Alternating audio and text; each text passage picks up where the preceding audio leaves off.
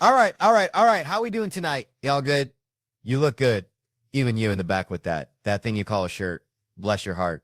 Reminds me of my cousin Dale. Bless his soul. Always wore shirts, 2 sizes too small. Said he kept his power source contained. Dale was a plumber, and by power source I think he meant his beer gut and the methane factory behind it. Anyway, Dale also loved those true crime shows, the ones about guys who well, let's just say their power source was pointed in a different direction, you know? It's wild, right?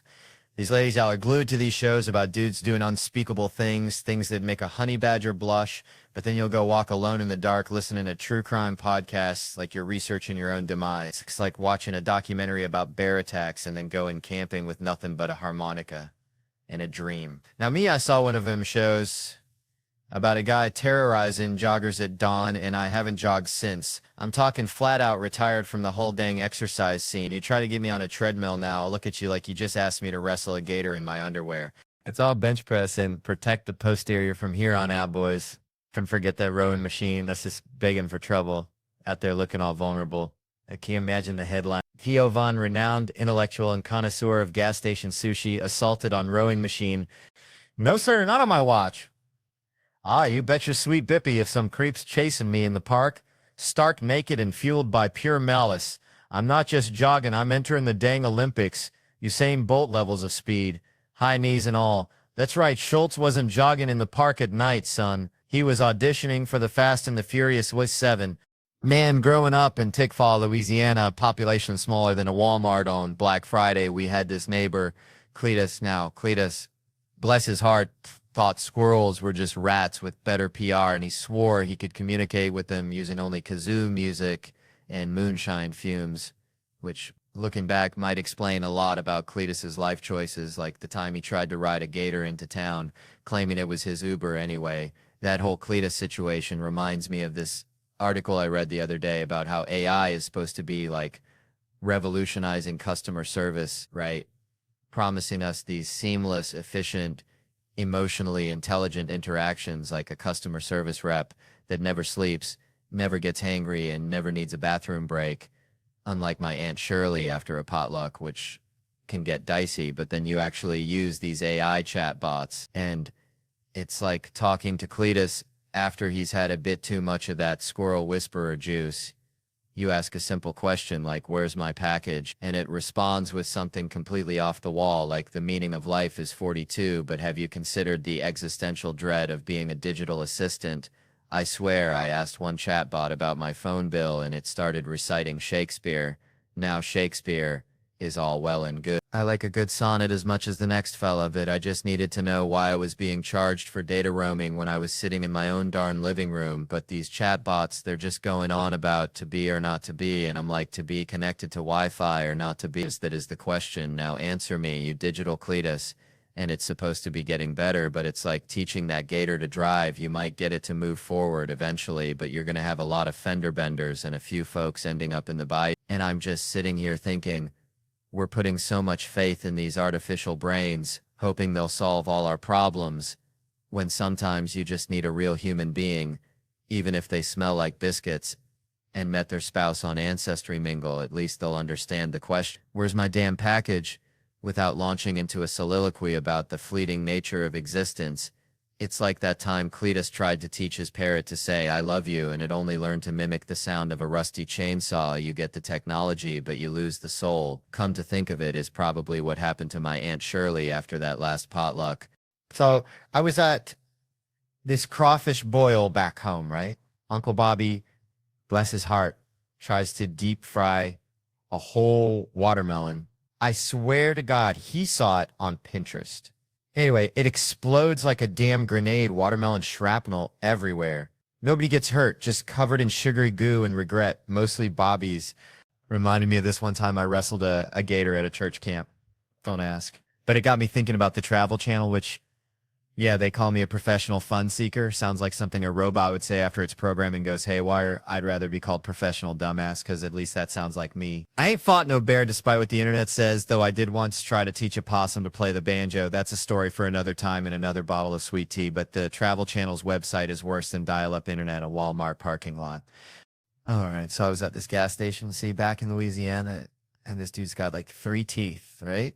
and he's trying to buy a lottery ticket with a handful of nickels.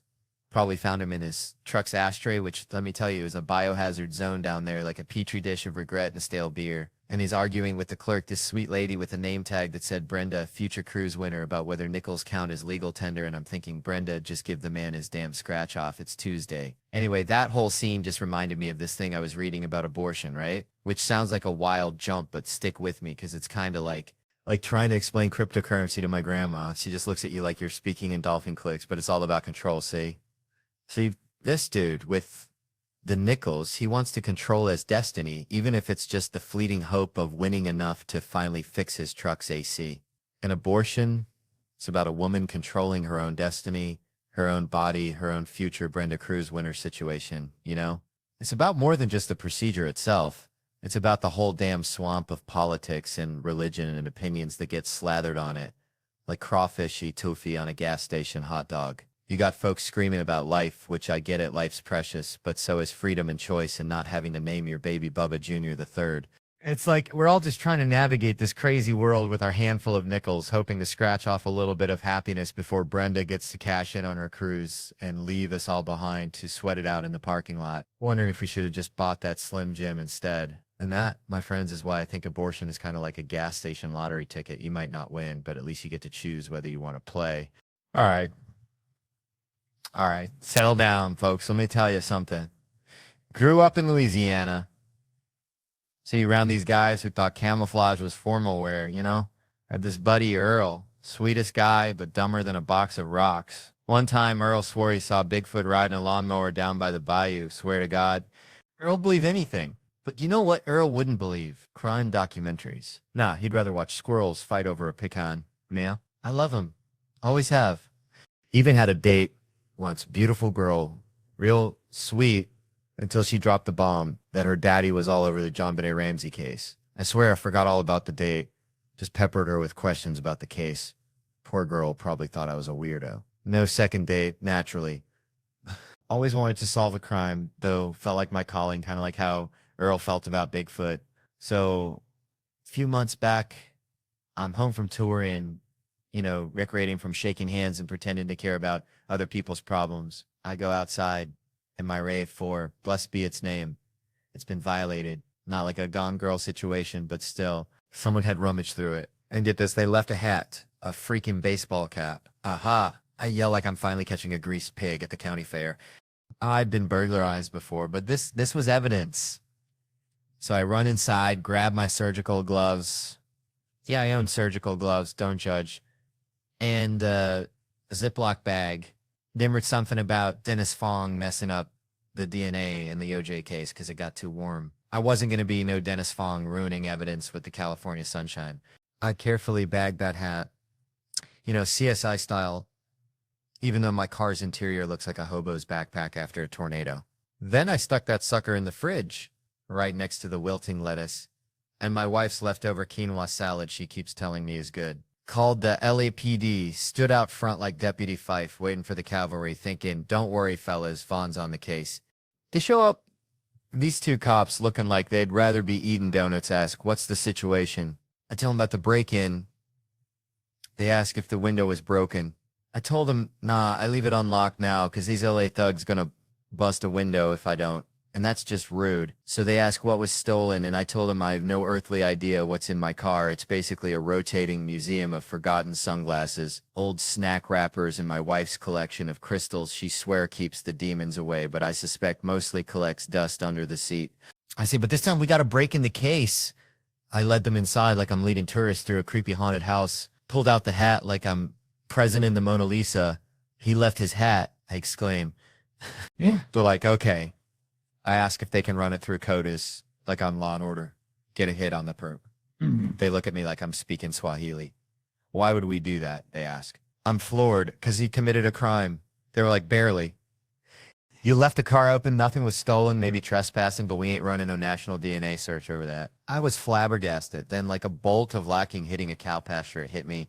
I told them, you can frame it as the guy gave you a hat. A thoughtful yet misguided gift from a budding criminal. I am real glass half full type guy, you see. They still didn't budge. Full.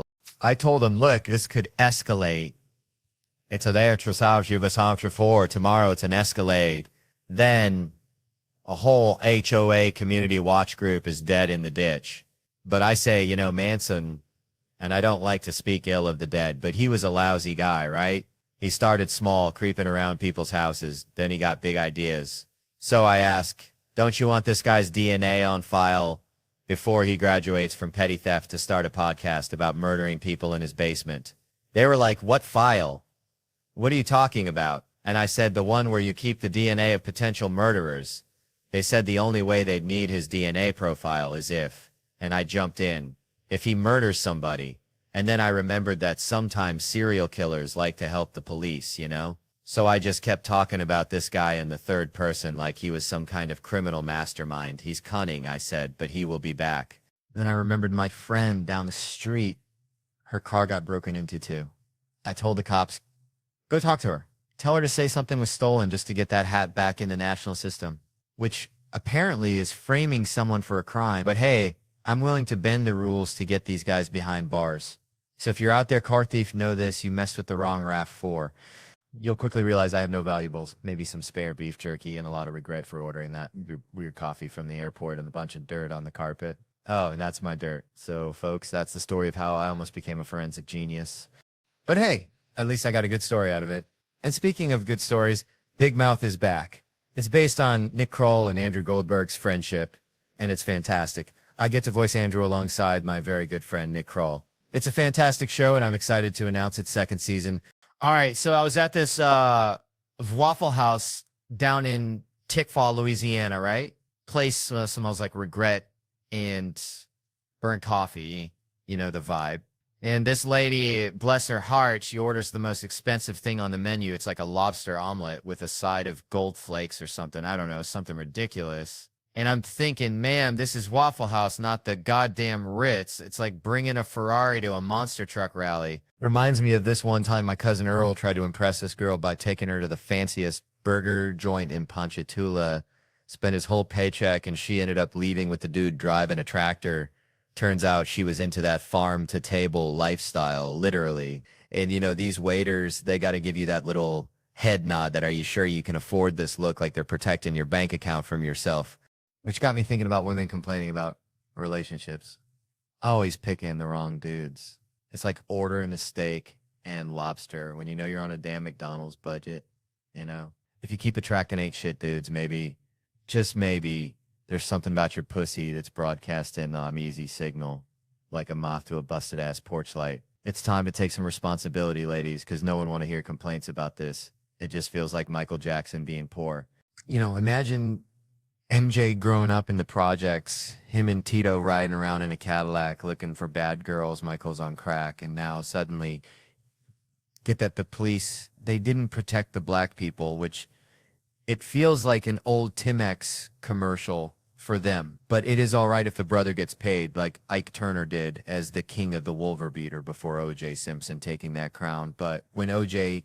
was innocent in the eyes of Johnny Cochran, those white people who couldn't sleep because of the verdict, it's like black people getting insomnia since the slavery. Now you hear something like that, you just want to yell out, fuck the police, while driving 300 miles an hour in a Volkswagen because Lorena Bobbitt cutting off her husband's member, driving down the freeway and throwing it out the window is justice too, and with the LA Police Department searching for OJ.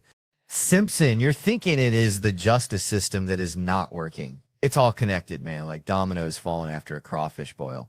All right, settle down, y'all. Let me tell you something about my cousin Ricky, bless his heart. He used to try and catch squirrels with a butterfly net, right?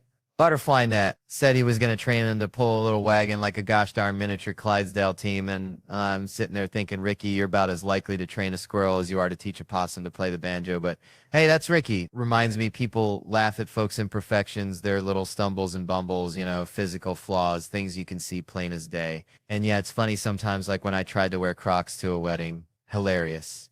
Disabilities, that's a whole different ball game, ain't it?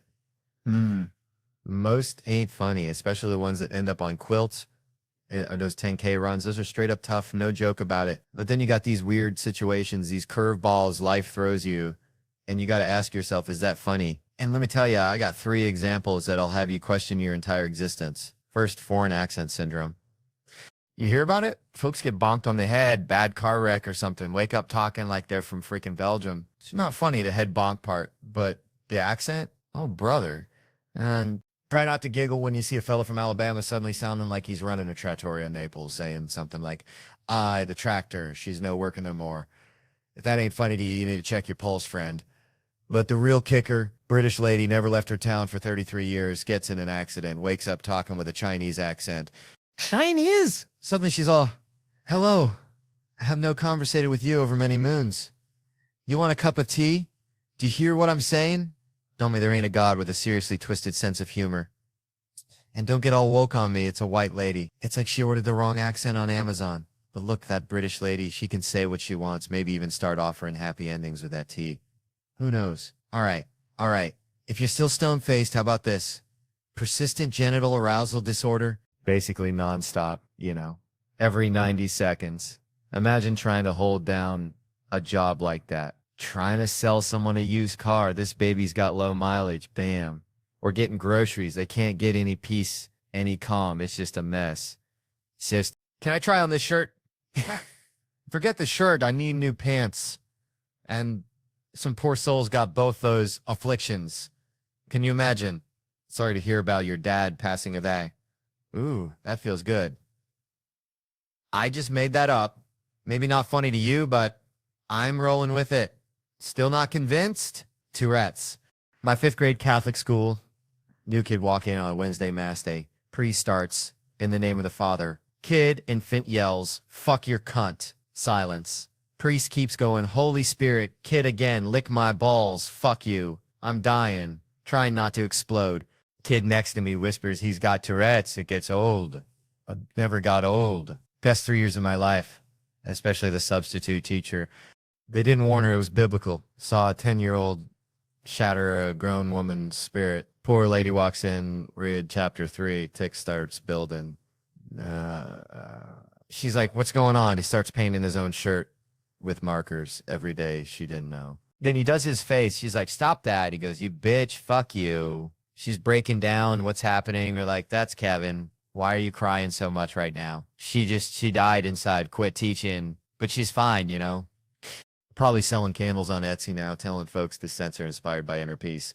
The important thing is just look for the joy, or at least try to find the humor even when it's dark. It's a midnight deer stand or something. Shoot, during COVID, felt like trying to smuggle moonshine past a pack of bloodhounds just to get to Chelsea, Canada.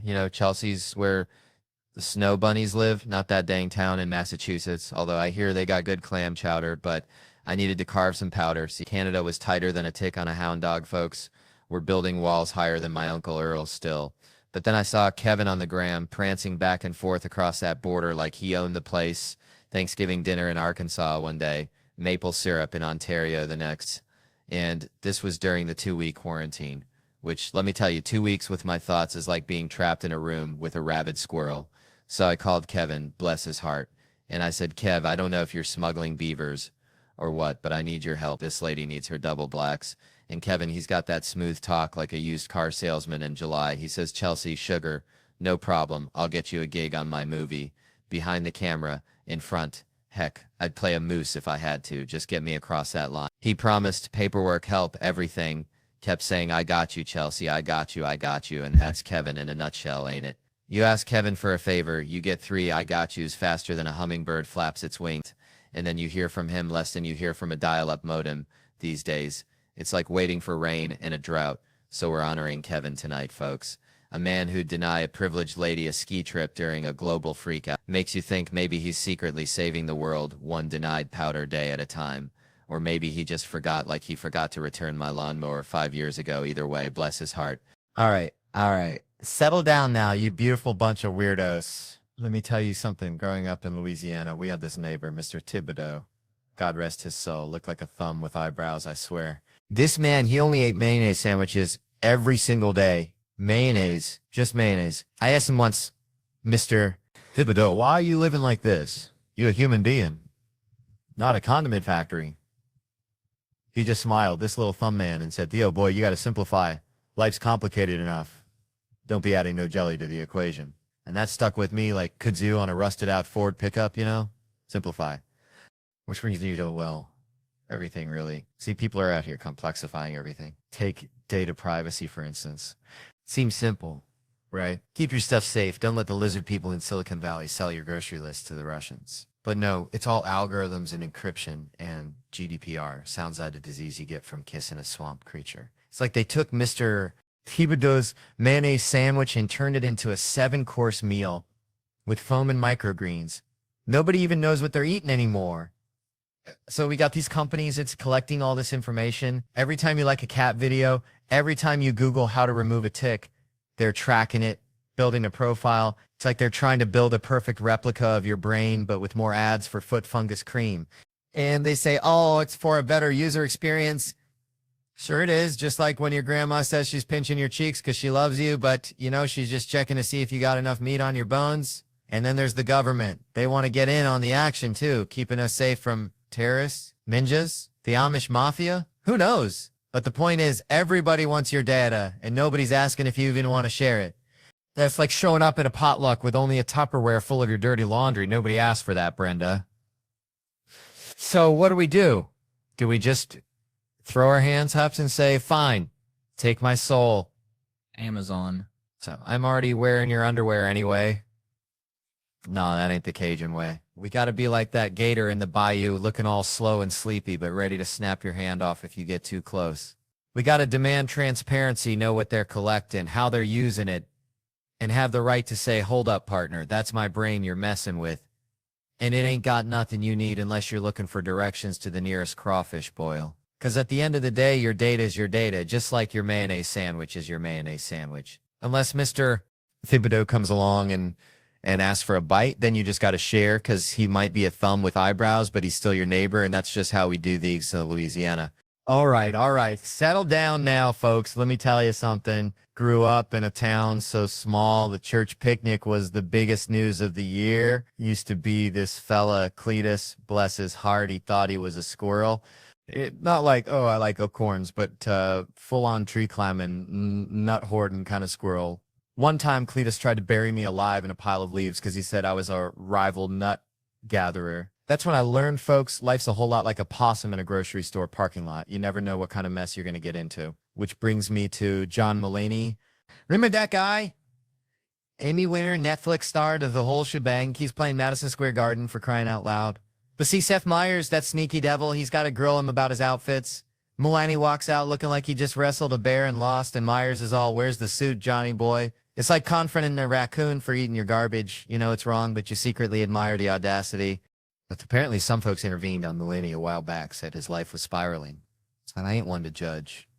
Everyone's got their own brand of crazy, but it just seems a tad extreme to critique a man's fashion sense while he's, dealing with stuff. Myers wants him in a suit, says he looks like he raided the Gap after a bad date. It's like saying a dog wearing pants is civilized, but it's still going to sniff your crotch, ain't it? Mulaney's like, fine, I'll put on the suit, but you ain't taking me to no fancy tailor. He figures Myers should have had a car waiting, ready to whisk him away for a 2-month fitting. Imagine that, Mulaney, trapped in a tailor shop, surrounded by pins and fabrics like a hummingbird in a butterfly net. Then Myers starts miking the jacket real serious, like reminiscing about that talk show he co-hosted where apparently they were Saris in bad dress, and that's, man.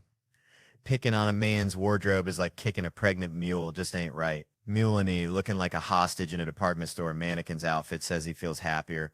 Myers throws in a tie because, television demands conformity. It's like putting a hat on a chicken. It doesn't make it any smarter, just funnier to look at. Then they get to fatherhood. Mulaney's got a 7-month-old Malcolm, apparently a connoisseur of self-inflicted selfie videos. He also claims the kid got him gifts for Father's Day, and that Malcolm insisted he wears a damn suit to 30 Rock. Kids these days are getting bossy. Myers tries to relate, mentions his own baby, then they hit the formula shortage. Oh, Lord, that's when things get real.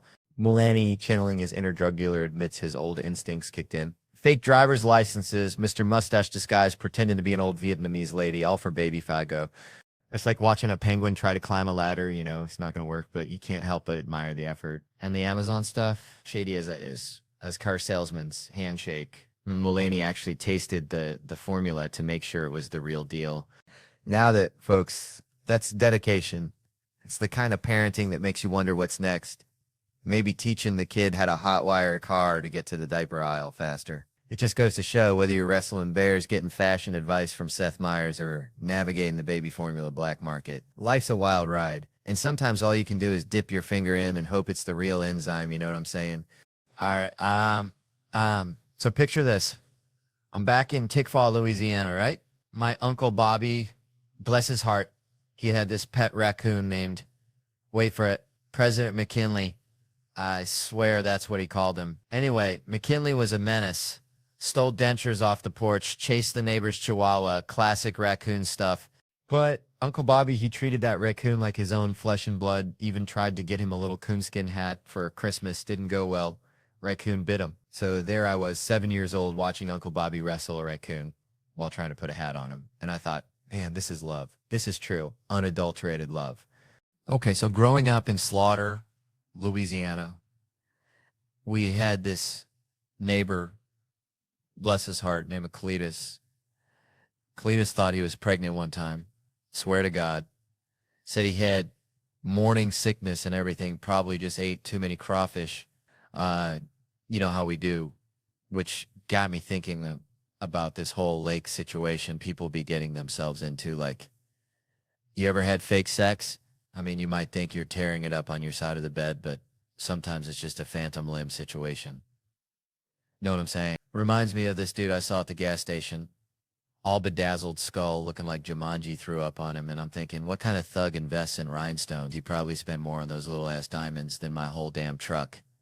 And that's saying something, because my truck ain't pretty. It's like a rusty mullet on wheels. And speaking of things that ain't pretty, these fellas wearing suits look like they raided the deacon's closet, rocking those women's skinny jeans, thinking they're all that, but really they just look like a sausage trying to escape its casing. And I'm just saying, some people got too many teeth in their mouth, like a crocodile got hold of their chompers and just kept adding extras, you know. Which brings me to celebrities. Saw Lil Xan the other day, face tattoos and all, looking like a coloring book exploded.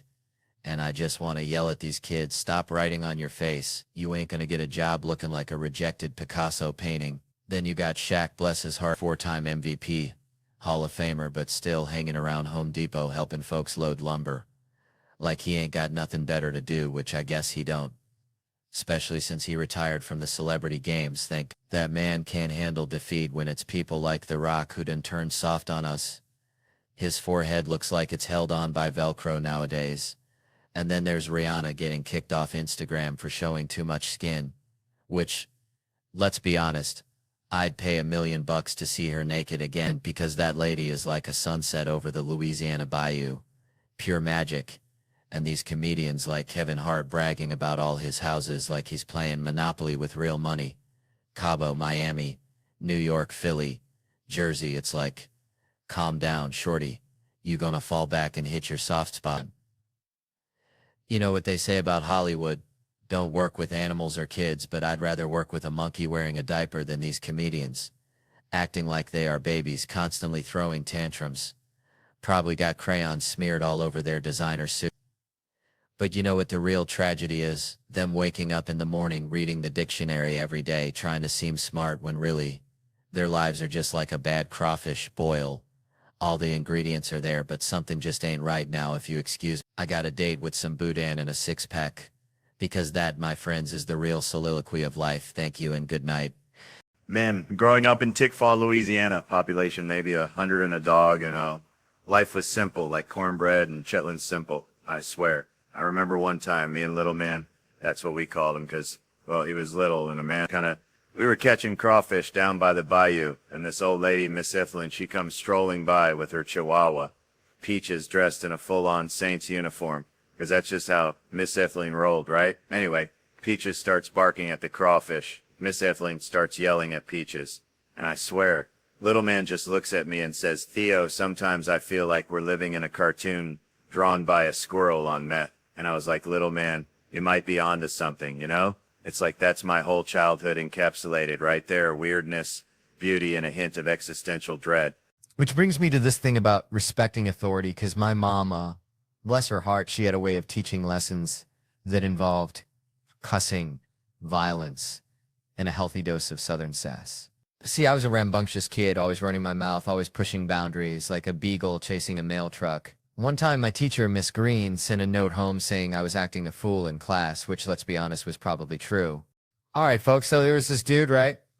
Always late, like consistently late. You know, the kind of late that makes you think he's got a side hustle as a time traveler messing with the Cretaceous period.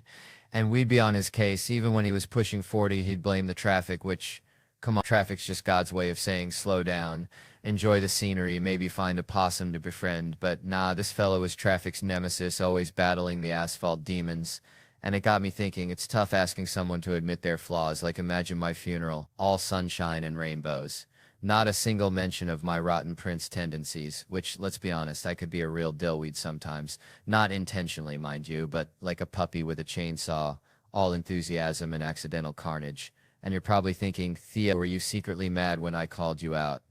Nah, man, I appreciate the honesty, like a good back scratch on a sunburn, it hurts so good. And I know, sometimes I was holding in a full-blown toddler tantrum during the show, but hey, sleep deprivation's a torture method for a reason. It turns you into a grumpy raccoon hoarding shiny objects. And I gotta give it to you, you had this zen-like ability to just chill, even when I was being a grade A knucklehead, which made me wonder, were other folks mad at me too? It's the not knowing that kills you, like being stuck in a room full of mannequins. Are they judging me? Are they planning a revolt? Who the heck knows? But that restraint, that poker face, it's a superpower, useful for business negotiations or poker, which let's be real, I'd be terrible at. I'd be like a toddler playing with dynamite. All clueless enthusiasm, showing my hand with every goofy grin. But my dad, bless his heart, gave me the best advice for dealing with those situations. He said, son, if you don't like what someone's saying, just shut your trap, let them talk in absolute silence. And they'll crack like a walnut under a sledgehammer. They'll start backpedaling, offering you the moon just to break the tension, 'cause people hate silence more than they hate Brussels sprouts. It's a powerful weapon, that silence. And I realized, days, that's what he did to us kids when we wanted to watch R-rated movies. Can I see Rambo? Silence. Are you still there? Uh-huh. More silence. And boom, bedtime foiled again. So when my time comes, I want my eulogy to be real. Flaws and all, someone gotta say, Theo loved life, he really did. Like a Labrador with a tennis ball, pure unadulterated joy. And sure, I'm speaking in the past tense, but hey, I'm still kicking, thanks for that by the way. And if I was at your funeral, the thing I'd say, well, that's the next question, ain't it? It reminds me you said like folks is happy for my success because you know it's deserved and because I'm a good guy, and I was always so supportive of others, especially at SNL, and you said I had impeccable comedy taste, which is kind. You think all this time at gas stations and backwoods bars gave me tame.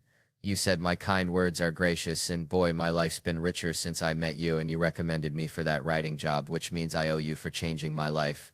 Like Werner Herzog said, I don't know if people change each other's lives, but you made my life better. It's like being a comedian picking up rocks on the ground, and you said, do you want to go to the moon? And I love every conversation we have, but the last question, it's ever seen a ghost? I ain't seen no ghost. Maybe I should start asking that at parties. Picture this, a high school kid at a dance, all awkward angles and nervous energy, sidles up to a girl, stares intensely and whispers, you ever seen a ghost? Is that what girls want to hear? Would that be enough to seal the deal? Cut to them making out. That's a romantic comedy right there. No, I'm normally at a rando table, and I ask and find out a dead person whose soul or spirit is ghoulish and haunting, which is a terrible icebreaker. And I say, how is everyone? You ever seen a ghost? And folks think it's me and I'm the ghost. They say you have now, and it's all weird like that. So maybe that's the end, and we should end with the cast of Sneakers again, like we got it right this time, or wait for it, the sequel. Man, let me tell you something. Growing up in Louisiana, we had this fella, Bobby Ray, could talk the chrome off a trailer hitch, bless his heart. You date him the time, and 3 hours later, you're learning about his hernia operation and the squirrel he saw burying nuts that one time. Anyway, it got me thinking about talkers. See, I ain't talking about the ones who just like to yap. I mean the long talkers. You ever notice they always got to lean on something? Like they're powered by conversation, and if they stop, they just collapse. Like a busted waterbed filled with lukewarm chitlins. I avoid them like the plague, like church on a Sunday morning. But then it hit me, kind of like that time I accidentally ate a wasp. Thinking it was a raisin. Comics. We're all kind of long talkers, ain't we? Especially when we go about our heroes. I was talking to Eddie Murphy once. Eddie Murphy, and I told him, Eddie, you're a big reason I'm up here sweating like a sinner in church. He just chuckled, that Eddie Murphy chuckle, and it made me think, what if I told people it was dice clay, the looks I would get? Anyway, I asked Eddie why he ain't been back on stage, Mets, and he said something that stuck with me. He said it's like cold water.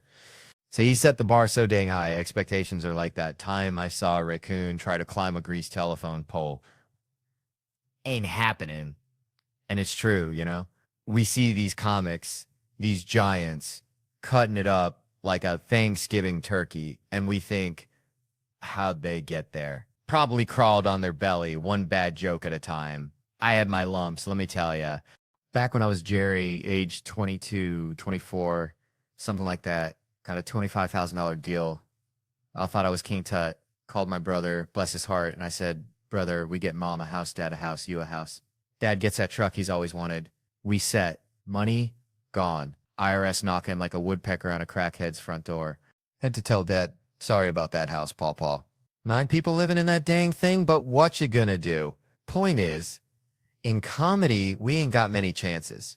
That was grinding for 13 years, grinding like a stripper working off her student loans. In the last 4 or 5, been on the upswing. Reminds me of that musical, Little Shop of Horrors. TV's kind of like that plant, ain't it? One of us is getting eaten. Either you eat the box or the box eats you. That show was getting hungry, had to bounce. But, you know, that conversation with Eddie, good as it was, reminds me of the best conversation I ever had. Tad was with my dad ending to me why you had to do drugs. Said everybody was doing it, son. Your Aunt Brenda, your Uncle Earl, hearing him say that, seeing that truth in his eyes, that was something else. It was like watching a caterpillar turn into a rusty butterfly, a reminder that even in the darkest corners, there's a twisted kind of beauty like a possum wearing a tiny hat. Man, I swear, I knew this fella back home. Boudreaux used to win stuffed animals at the county fair like it was his job. Not because he was good at the games. Would know, because he'd just holler the loudest at the carny folks till they gave him something to shut him up. Kind of like what's going on here tonight, though. I ain't giving nobody no giant stuffed cat unless that claw machine's rigged, like my Uncle Earl's tractor after he had a few too many natty lights, which, come to think of it, might explain some of the medical profession these days, because I'm looking at you, nurse in training, and I ain't saying you ain't going to be a good one, but you remind me of that time I tried to give my dog Roger cough medicine, and he just looked at me like, Theo, what in the Sam Hill are you doing? And then promptly threw it all back up. And that's how I feel right now, like I'm trying to force feed something to someone who ain't hungry. And meanwhile, her poor boyfriend over there is probably wishing he was watching paint dry. 'Cause even that'd be more interesting than listening to me wrangle a drunk heckler who thinks she's got a free pass to the comedy rodeo. But hey, at least she's making money at her job, which, let me tell you, is a miracle in itself these days. Especially with these darn AI robots taking over, it makes you wonder if one day we'll all be replaced by robots who yell louder than Boudreaux at the county fair. And then what's a fella to do but just sit back and watch the world burn? Or maybe just find a quiet corner and teach Roger some new trick, 'cause at least he ain't going to tell me to go back to jokes. All right, Ololoe. What up? Lad up. Let me tell you something. I was driving here from the airport, right? And I saw this bumper sticker, keep the country, and I thought, damn, that's like me trying to keep Theo, you know? Like, good luck with that, buddy. I'm a runaway train of weirdness, always have been. Reminds me of my Uncle Dale back in Louisiana, bless his heart. That man thought he was a squirrel, not like a metaphorical squirrel, like legit burying nuts in the backyard, chattering at dogs. We tried to tell him, Uncle Dale, you're a 6'2" plumber, not a rodent. But he'd just stare at you, twitch his nose, and scamper up a pecan tree. Now, hear me out. This ain't about squirrels, although maybe it is. It's about locals, right? Like, what is a local anyway? Is it about birth certificates? Is it about speaking pidgin so good you can order a shave ice blindfolded? Or is it about something deeper, like having the mana, the aloha spirit, the thing that makes you not want to punch a tourist in the face when they ask you where they can find the authentic Hawaiian experience? See, I think it's kind of like my Uncle Dale. He wasn't born a squirrel, but damn it, he became one. He embodied the squirrelness, you know? He lived the squirrel life, and maybe, just maybe, that's what being a local is all about. You don't got to be born here, but you got to become Hawaii. You got to respect the land, the people, the culture, the pineapples that allegedly make your jizz taste like sunshine. And if you can do that, if you can embrace the weirdness, the beauty, the keep the country vibe, so, well, then you just might earn your place in the Yohana, even if you still can't pronounce Helma Hamuno Kunuko Pua. And if you can't, well, just blame it on the Micronesians. They'll understand. I'm just kidding. Micronesians, I love y'all. You're the reason I'm not the most hated guy on the island. That's a precious, precious gift. Thank you, Jesus. Man, last night was something, felt like I was wrestling a greased up pig in a mud pit of tequila and regret, you know? But now got to trade the party hat for the daddy diaper bag because my whole damn family's got the tummy rumbles worse than a biker gang convention after a chili cook-off. And I got to be dad, which let me tell you is like asking a squirrel to pilot a spaceship. Ain't nobody ready for that kind of chaos. I'm the kind of dad who'd fart in a McDonald's cup, slap my hand over it like I caught a damn firefly, and then walk it over to my daughters all serious like, saying, girls, you ain't gonna believe this, but I just captured a few. Now I know what you're thinking, Theo. That's messed up. That's pure trailer park parenting. But hear me out. It's comedy, see? Because when they look in that cup expecting something magical, something like a tiny unicorn fart or whatever little girls dream about, and they just get a whiff of my swamp gas, their faces are priceless, like watching a puppy try to solve a Rubik's Cube. That's when you got to explain it to them. See, you got to break it down, tell them, girls, daddy's teaching you comedy's a 101. It's all about ace direction, see? You thought you were getting fairy dust, but bam, fart cloud. They didn't get it. Of course, they ran to their mama, snitching like a couple of church mice, telling her I was making them eat farts. Which ain't true. It was more of a forced aromatherapy session if you want to get technical.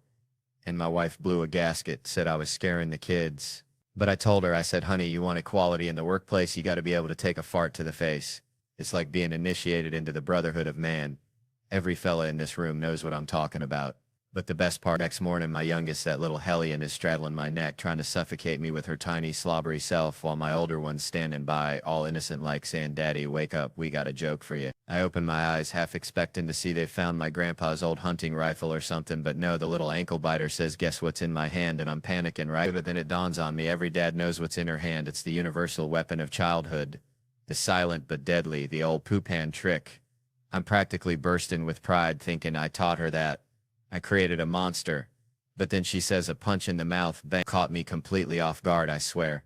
I made a face like a basset hound that just got handed a lemon, and the two of them just lost it, rolling on the floor, laughing harder than hyenas at a tickle fight, until they realized I wasn't laughing. See, my girls, they got a sick sense of humor. I'm talking Dark Ages level of twisted. It's like they're being raised by a pack of raccoons who moonlight as stand-up comedians. All right. Settle down, folks.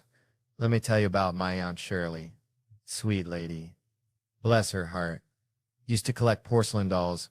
Hundreds of them. Creepy little buggers staring at her like they knew your deepest, darkest secrets. Anyway, she swore one blinked at her once. Said it was a sign from Elvis, who apparently communicated through antique dolls now. That's about as believable as trying to explain something on the internet these days. It's all just absolutes, like that Kaepernick fella taking a knee, trying to talk about police brutality. Something real, something that needs addressing, but folks just heard knee and saw a flag and lost their dying minds. My brother's fighting in Iraq. They yell like Kaepernick's knee was causing sandstorms or something. It's like trying to explain to a squirrel that acorns are food, not currency. Just ain't gonna happen. Reminds me of trying to get abs. Remember that? Used to think I'm gonna have a six-pack by summer. Ended up looking like I swallowed a keg. The effort involved. Lord have mercy, personal trainers yelling at you. Chefs making you eat sprouts that taste like sadness. Electrocution making you question your life choices. All for something you can achieve by breathing wrong. Meanwhile, getting fat. Now that's effortless. Just lay on the couch, shoveling in those sweet, salty treasures like a dang gopher. No trainer needed. Just pure unadulterated bliss. See, growing up, my family wasn't exactly huggy. More like two cacti trying to dance. Awkward and prickly. First hug I remember was when I moved out, and it was just bam, done, like two parking meters bumping uglies. Haunts me to this day. I gotta yell at that memory sometimes just to shut it up. Shower regret is real. Let me tell you, that's where all the dumb stuff I did in third grade comes back to haunt me. But I asked my mama about the lack of affection. You know what she said? Your daddy didn't want me hugging you boys, might make you gay. Lord have mercy. That's like saying, eating grits will make you speak Cajun. It's just plain wrong. But she was protecting him. See, he was afraid of raising sissies. So he sacrificed our hugs for the sake of machismo. It's twisted, I know, but hear me out. That's family, right? My dad was trying to improve on his childhood. Probably grew up in a barn where affection was a sign of weakness. So he took it from don't change his diaper, let him wallow in his own filth, to no hugs or else. And maybe, just maybe, if I ever have a kid, I'll take it one step further. No drama class. I'll yell, not 'cause I hate drama. Well, maybe a little, but 'cause I'm improving on my dad's childhood. Keeping the grit, tossing the hug phobia, you know? It's not homophobic, folks. Daddy issues, manifested as a deep-seated fear of velvet costumes and interpretive dance. Unless we at Fame High School, then throw cottage cheese at everybody. All right, hold on now. Let me tell y'all something. So, I was back home in Louisiana, right? Place flatter than a pancake after Mama Sue sits on it. Which, bless her heart, ain't nobody wanting to see. And my buddy Earl, bless his heart too, kind of simple fella. Earl's got this bucket list, right? Now most folks, they got traveling the world, skydiving, maybe learning to play the dang harp on their list. Earl wants to learn how to belly dance. Belly dance. I swear I almost spit out my sweet tea. Told him, Earl, you look like a busted refrigerator trying to wiggle, but you go on with your bad self. But it got me thinking about meeting Obama.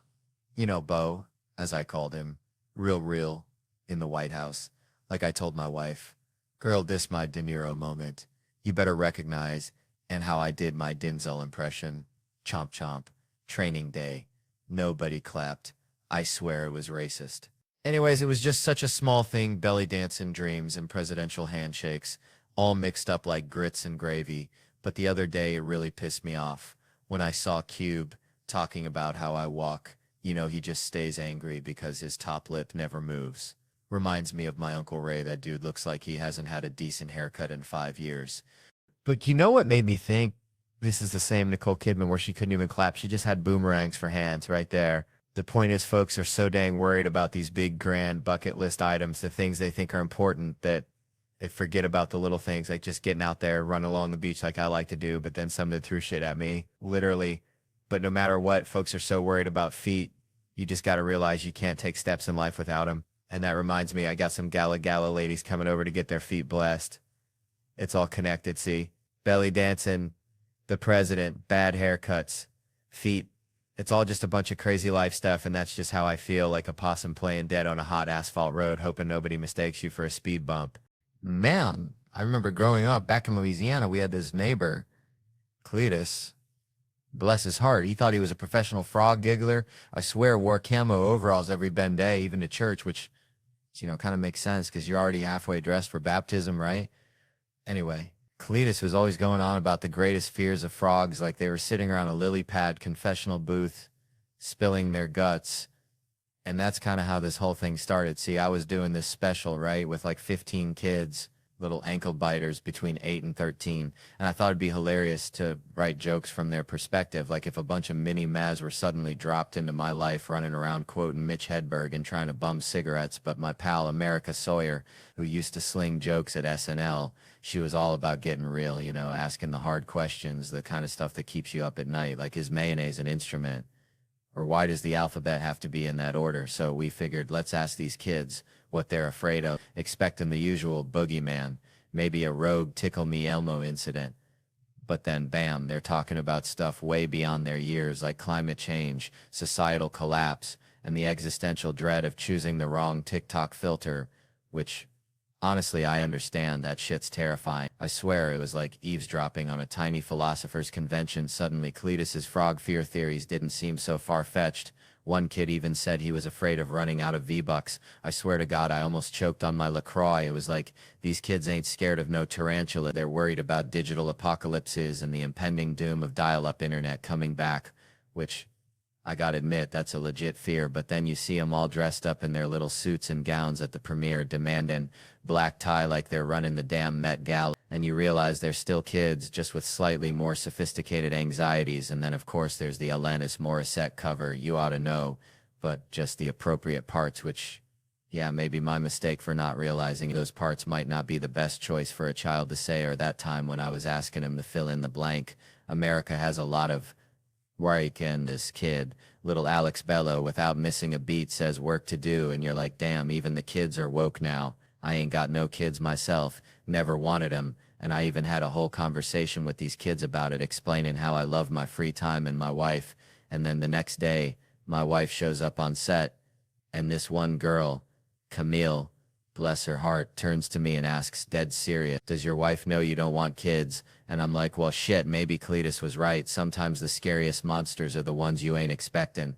All right. So let me tell you something about growing up in the bayou. See, we had this pet raccoon, right? Named him Earl, because he looked like my Uncle Earl after a crawfish boil, all red-faced and kind of sideways. Anyway, Earl, bless his heart, he was dumber than a box of rocks, but he knew one thing, survival. And that reminds me, I saw this lady up front here sleeping like a possum in a sunbeam, and it just hit me. We're all just trying to survive, ain't we? Like this guy's trying to get his wife a Mai Tai for her birthday, bless his heart, and she's out cold, probably dreaming about saving lives at the hospital because she's a nurse tech, a real-life superhero, you know? And nurses, man, they're like cops. They deserve to unwind, get a little goofy, because they see some crazy stuff that would turn your hair white faster than a skunk at a Klan rally. But see, here's the thing, right? Everyone, and I mean everyone, gets a little cranky when they're hungry or sleepy. It's a universal truth, like gravity or the fact that grits are delicious.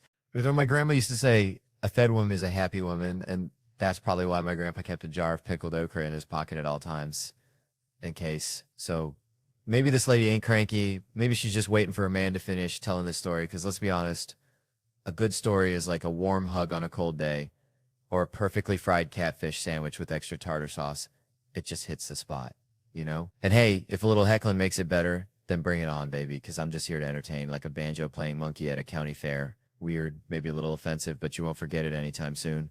So there I was, back in Louisiana, right? And my buddy Dale, bless his heart, he's got this theory about lubes. You see, he reckons women got a secret stash.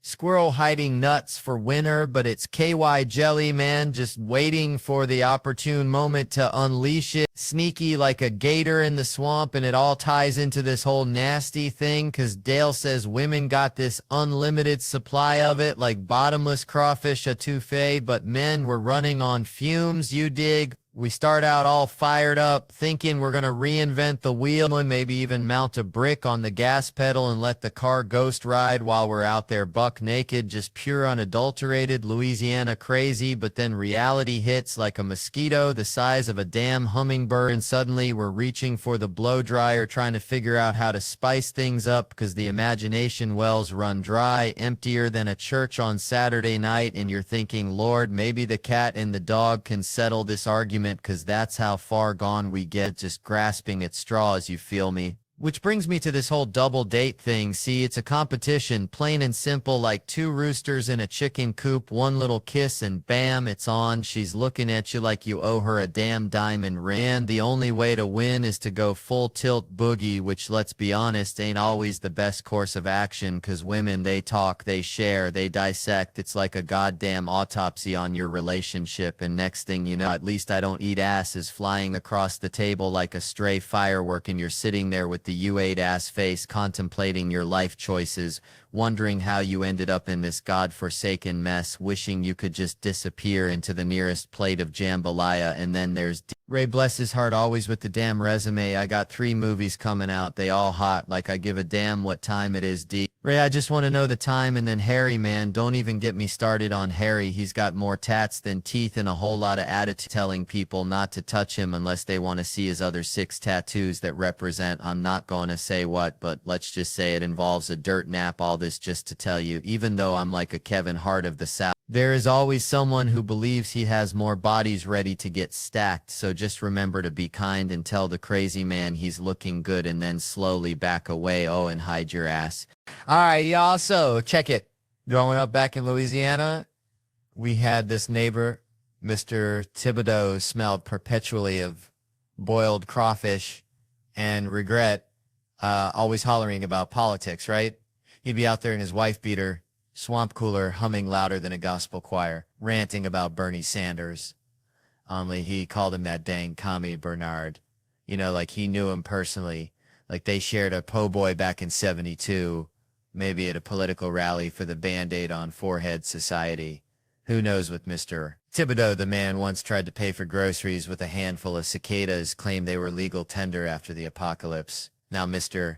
Thibodeau was convinced he and Bernie were practically blood brothers back in Vermont, called themselves the Burlington Three, swore they blew up the original Burlington Coat Factory, which, let me tell you, in rural Louisiana, that's like claiming you burned down the Library of Alexandria. Nobody knows what you're talking about, but it sounds significant. He'd be hollering about occupying Walgreens, hating the 1%, while simultaneously chugging whole milk like it was liquid gold. The man was a walking contradiction, a true Bayou enigma, and he hated those right-wingers.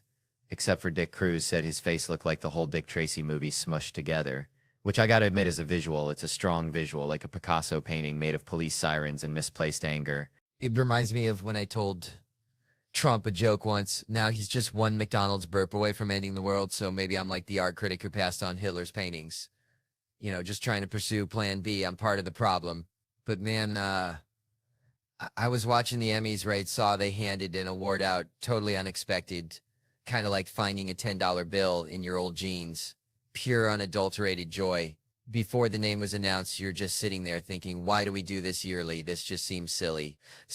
Then you hear your name, man. It's like, this is true love. I saw a comedian, and I'm lucky enough to know them. Dan Lavey was there. It's genuinely happy, like a Catholic and a Jew. Hearing good news at the same time. One is blown away, and the other is just waiting to see how they can make money off of it. All right. How we doing tonight? Y'all good? You look good. Even you in the back with that thing you call a shirt. Bless your heart. Reminds me of my cousin Dale. Bless his soul. Always wore shirts, 2 sizes too small. Said he kept his power source contained. Dale was a plumber, and by power source I think he meant his beer gut and the methane factory behind it. Anyway, Dale also loved those true crime shows, the ones about guys who, well, let's just say their power source was pointed in a different direction, you know? It's wild, right? These ladies y'all are glued to these shows about dudes doing unspeakable things, things that make a honey badger blush, but then you'll go walk alone in the dark listening to true crime podcasts like you're researching your own demise. It's like watching a documentary about bear attacks and then going camping with nothing but a harmonica and a dream. Now, me, I saw one of them shows about a guy terrorizing joggers at dawn, and I haven't jogged since. I'm talking flat out retired from the whole dang exercise scene. You try to get me on a treadmill now, I'll look at you like you just asked me to wrestle a gator in my underwear. It's all bench press and protect the posterior from here on out, boys. Can forget that rowing machine. That's just begging for trouble. Out there looking all vulnerable.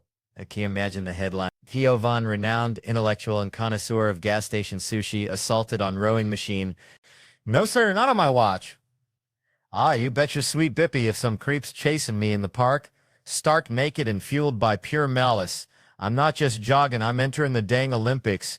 Usain Bolt levels of speed, high knees and all. That's right, Schultz wasn't jogging in the park at night, son. He was auditioning for the Fast and the Furious with 7.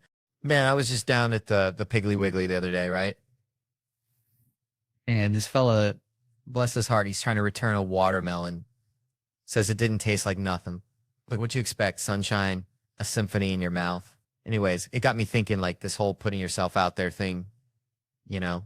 Like, when I first started doing that weird voice for Digman, that Nick Cage meets psychopath, I don't even think Nick Cage knows he's the muse. He's probably too busy wrestling alligators or something. He ain't watching Comedy Central, probably busy building pyramids out of his old scripts. But seriously, South Park's right before us, and those fans are die-hard. Been watching longer than my grandma's been making sweet tea, which is saying something. So all I'm asking is y'all, just leave the TV on, all right? Let Digman play in the background. All right. West Palm Beach, or is it Palm Beach? Either way, it's hot. Just like that time my Uncle Buster tried to deep fry a watermelon at the county fair.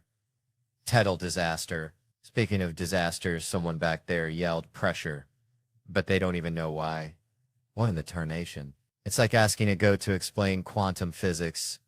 Ain't gonna happen, folks. You know, I once asked my Aunt Shirley what the capital of Nebraska was, and she said tractors. True story.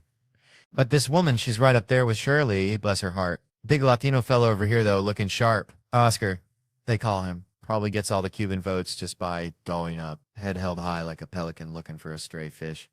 6'3", built like a brick outhouse, as my grandpa used to say. And that hair, Looks like it was sculpted by Michelangelo himself out of Lego bricks. Poor bald guy next to him is probably ready to throw his dentures at the stage. Now this woman, she's with Oscar, his girlfriend, at 28.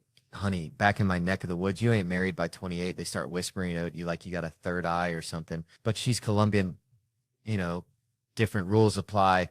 It's like comparing a possum to a raccoon, and they both dig in the trash, but they got their own ways. Yeah, Colombians, they got arepas, right? That's it's a claim to fame. Oh, and that sniff? No, that's no, that ain't what you thinking, folks. Why, probably just a stray pollen particle from one of those fancy Colombian flowers, making them look like they're auditioning for a role in Scarface.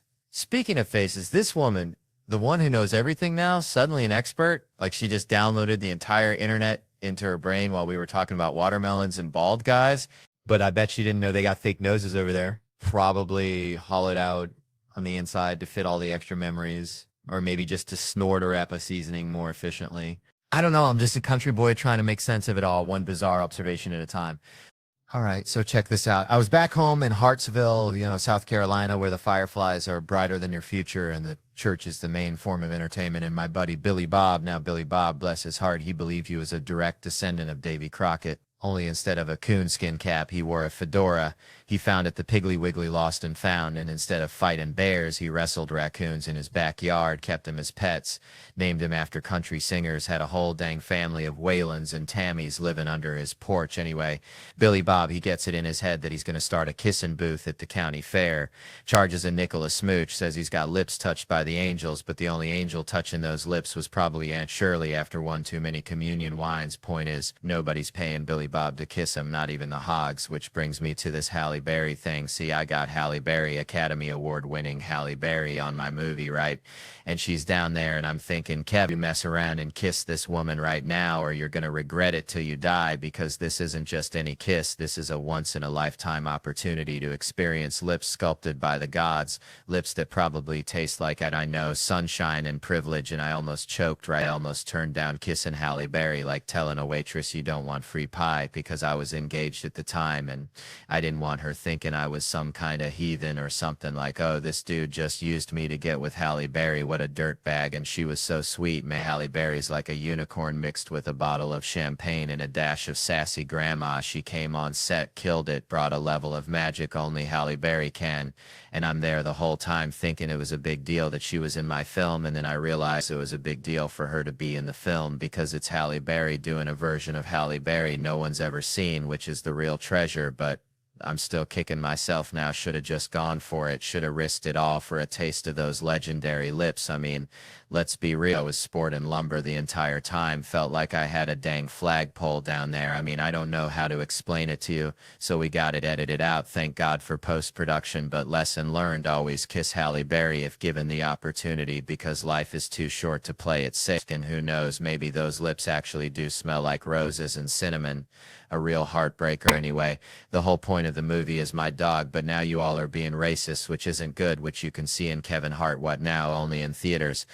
All right, settle down, y'all. Let me tell you something. Reminds me of the time my cousin, Skeeter, tried to train a squirrel to water ski on Lake Pontchartrain.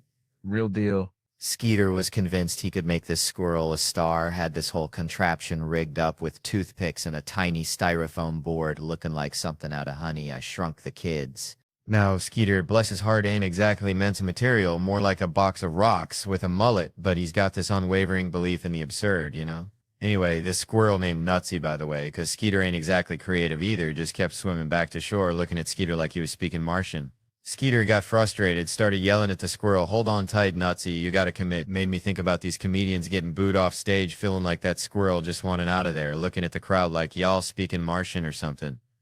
See, there's something primal about stand-up. It's like bare-knuckle fighting with words. You gotta walk out there naked as a jaybird and tell a room full of strangers that you're funnier than they are. Man, growing up in Tickfall, Louisiana, we only saw All Blacks on TV, like when Jason Momoa shows up at my gym, right? And he's all, Theo, you look different on TV, like a fat piece of Well, but then we hung out for 12 hours. Most genuine dude ever. Way more authentic than my own podcast partner, Brett. Like, I swear, Jason and I, we're practically blood brothers now. Anyway, never thought I'd do stand up in South America. Figured I'd be wrestling gators till I croaked, but Buenos Aires, Argentina blew my mind. Ate like a king the steak. Oh, Lord have mercy.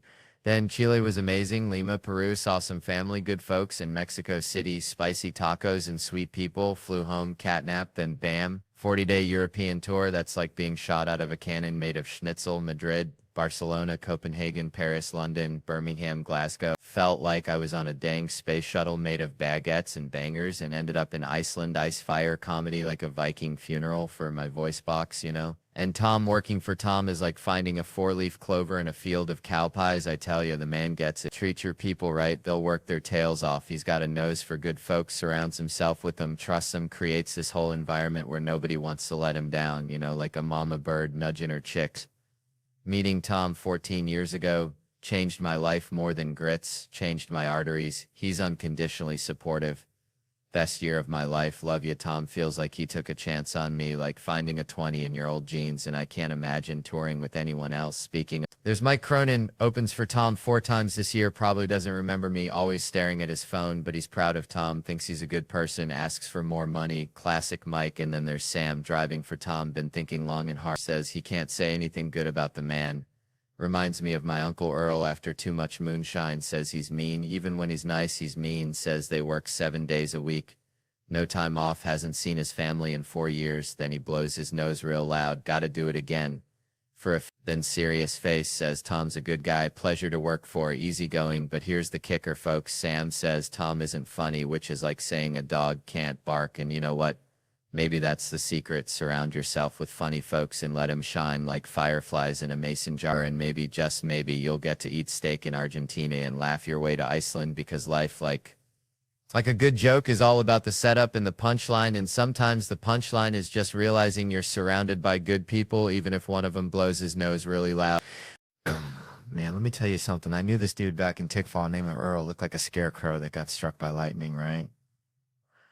Earl had this Chihuahua, Pepe, meanest little ankle biter you ever did see. Wouldn't let nobody near Earl, not even Earl's own mama. Bless her heart. She tried to bring Earl a casserole once, and Pepe went straight for the jugular like a furry little piranha. Anyway, Earl used to say Pepe ain't mean, he just protective, just like how them black mamas get when their kids mess up. I'ma count to 3, boy. You be out of them woods. And they ain't playing, but then you got the white mamas, Lord have mercy, they get fed up too, but it's a different kind of fed up. It's like, I've had it up to here with your insubordination, get in the car, we're going for a ride down by the lake, and the kids are all excited, thinking it's a fun day. Little do they know, mama's got other plans. My own mama, she would never take us for a ride down by the lake, but she'd sure use that story as a threat, scare us straight, saying, y'all keep messing up, I'm gonna take your asses for a ride. And I'd be thinking, mama, you don't even have a car, you go and hitchhike us down there. It's like that Lavelle Crawford joke, good stuff, good stuff. Reminds me of the Mexican-American folks too. They got that same kind of love, that same kind of fire. They love flowers, they love music, they love white girls named Debbie, they love education, going to night school, taking Spanish and getting a B. They don't love getting up early, but they do it anyway, real slow like a turtle in molasses. They love their nanas and nonos and ninas and ninos, nano. But don't you dare call them beaters. Them old cars they drive, they'll kick you in the face faster than you can say Cheech and Chong. Call them beers, even though they drive real slow, goddamn slow. They don't like to be called Peter. You can dress them up, but you can't take them out. That's the truth, man. They name Chata and Sheila and Chima and little Chima and have a son-in-law named Jeff, and they don't like them movies where the dude has to wear contact lenses to make his blue eyes brown, cause don't make my brown eyes blue. Is it time for the race? They live in Los Angeles, San Diego, San Antonio, San Francisco, and now all over Canada. They just get cold up there. Mexican Americans have been here forever, and we're going to be here forever, and we only want what's fair. Mexican Americans, yeah, man, that's it for now. Thanks for joining us. Now the credits are going to roll. You don't have to stick around, but I do. There's my name. Woohoo, the 5th cameraman is hot. Okay, then I'm done. Can I go now? Oh, for crying out loud, what, mommy? It's over. Just like that time Earl's mama tried to give Pepe a treat, and he bit her so hard she needed stitches. Some things just ain't worth the casserole, Man, I swear, I remember one time back in Tickfall, Louisiana,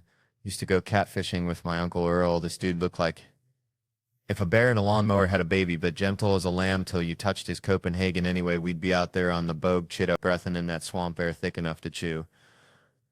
And he always said, Theo, boy, sometimes the best way to catch a catfish ain't with no fancy bait. It's just acting real still, real calm, like a log floating downstream.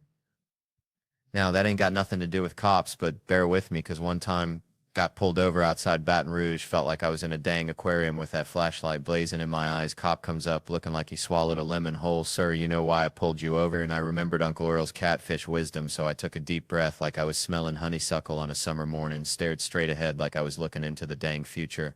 Let him ask again, sir, do you know why I pulled you over? And this is where it gets real. Tick for real, Uncle Earl. I put my finger to his lips, gentle as a butterfly landing on a magnolia. Shh.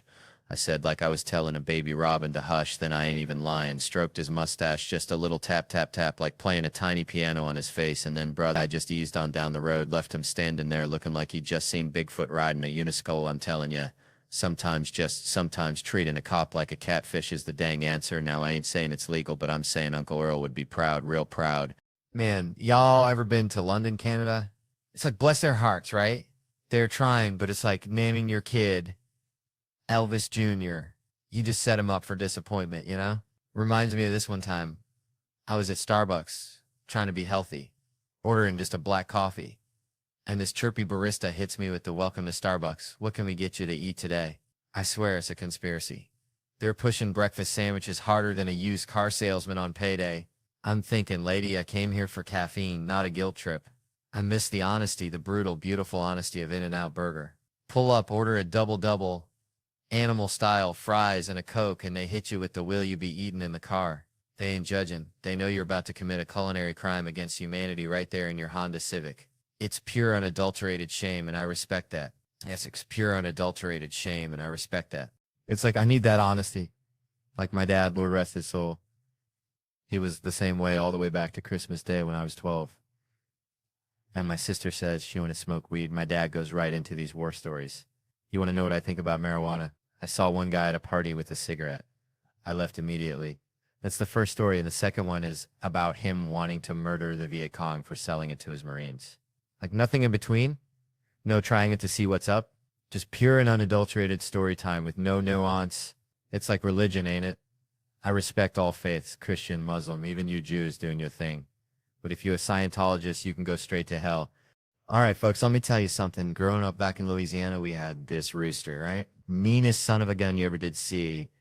Named him secretary because he pecked at everything. Even the postman picture that a rooster hating on official mail delivery makes about as much sense as kale smoothies. Anyway, that rooster was a jerk, just like my luck on the road sometimes. 8 years back, I was a youngin' hitting the sauce a little too hard. Stand up in Seattle, trying to woo a girl, but her friend, oh Lord.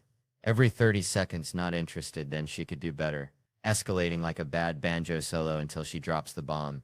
You're very unattractive, and me drunk, I blurt out, get some more Botox, you lizard. Feel bad about that now. Real bad, although, truth be told, in the moment. Nailed it like shooting a crawdad in a barrel. But she got furious. Or at least I think she did. Botox makes it hard to tell. You know? Then her boyfriend pops me one. Deserved it. She was his lizard. And I respected the loyalty. Like a hound dog sticking with its owner, even if the owner's wearing Crocs, foreshadowing though. A month later, Cleveland, Ohio, LeBron had just left. City felt like everyone had just found out their chew toy had been recalled. Whole dang economic plan hitched to one dude, 'cause I love Cleveland. Good folks met this older woman after the show. Firecracker, but she's with a dude, just a friend.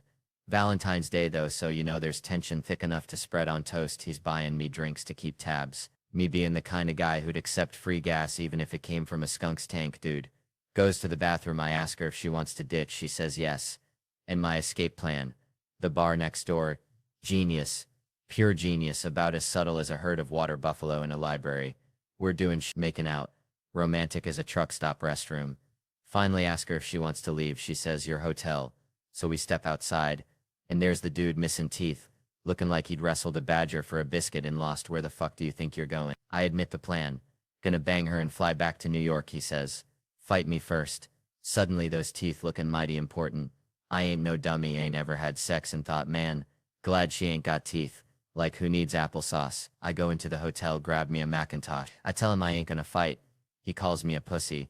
Then she leaves with him. Some weird arrangement, and then this dude in a white sweatsuit like a marshmallow peep escaped from Easter.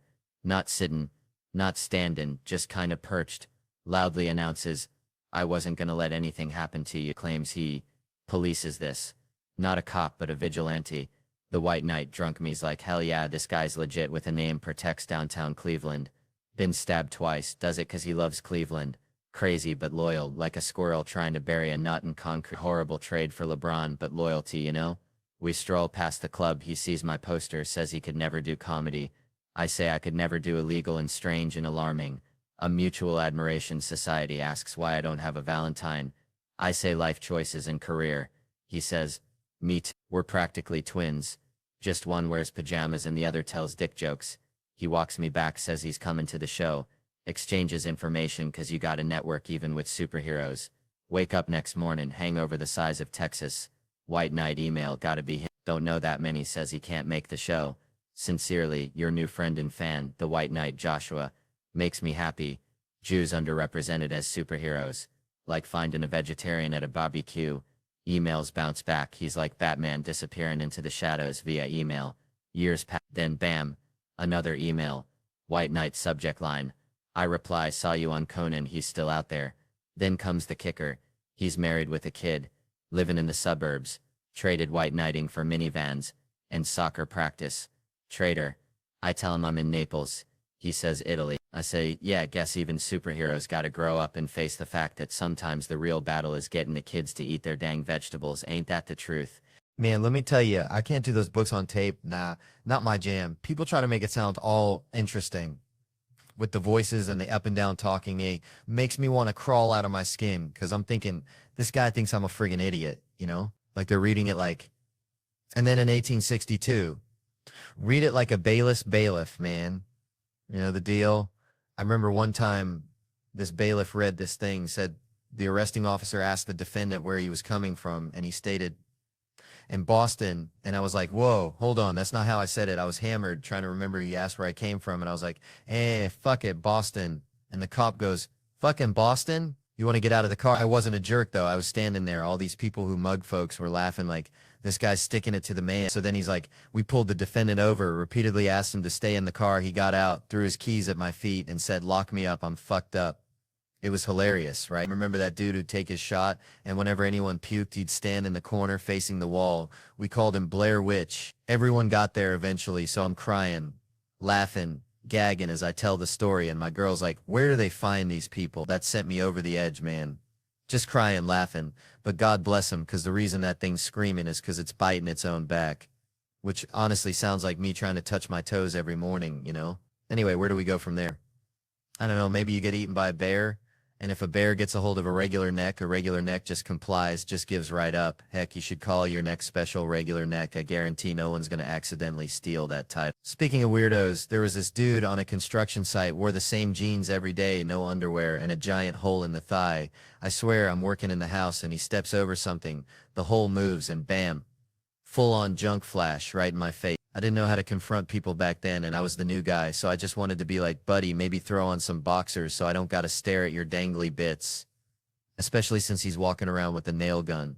Boxers might not stop a nail, but any extra layer of clothing would be nice, you know? He was just letting it all hang out like an owl looking out of a tree, and it's burned into my brain. I could pick his junk out of a lineup, and all those people paying to be there. That guy's making bank, man. I want to see someone scalping tickets to see his junk. He does Vegas, too, at the T-Mobile Arena. I want to see a picture of him up there, eyes open, smiling and everything. It's crazy the money he's making. I used to say he's so full of it, he can't look at the crowd like his eyes are checking.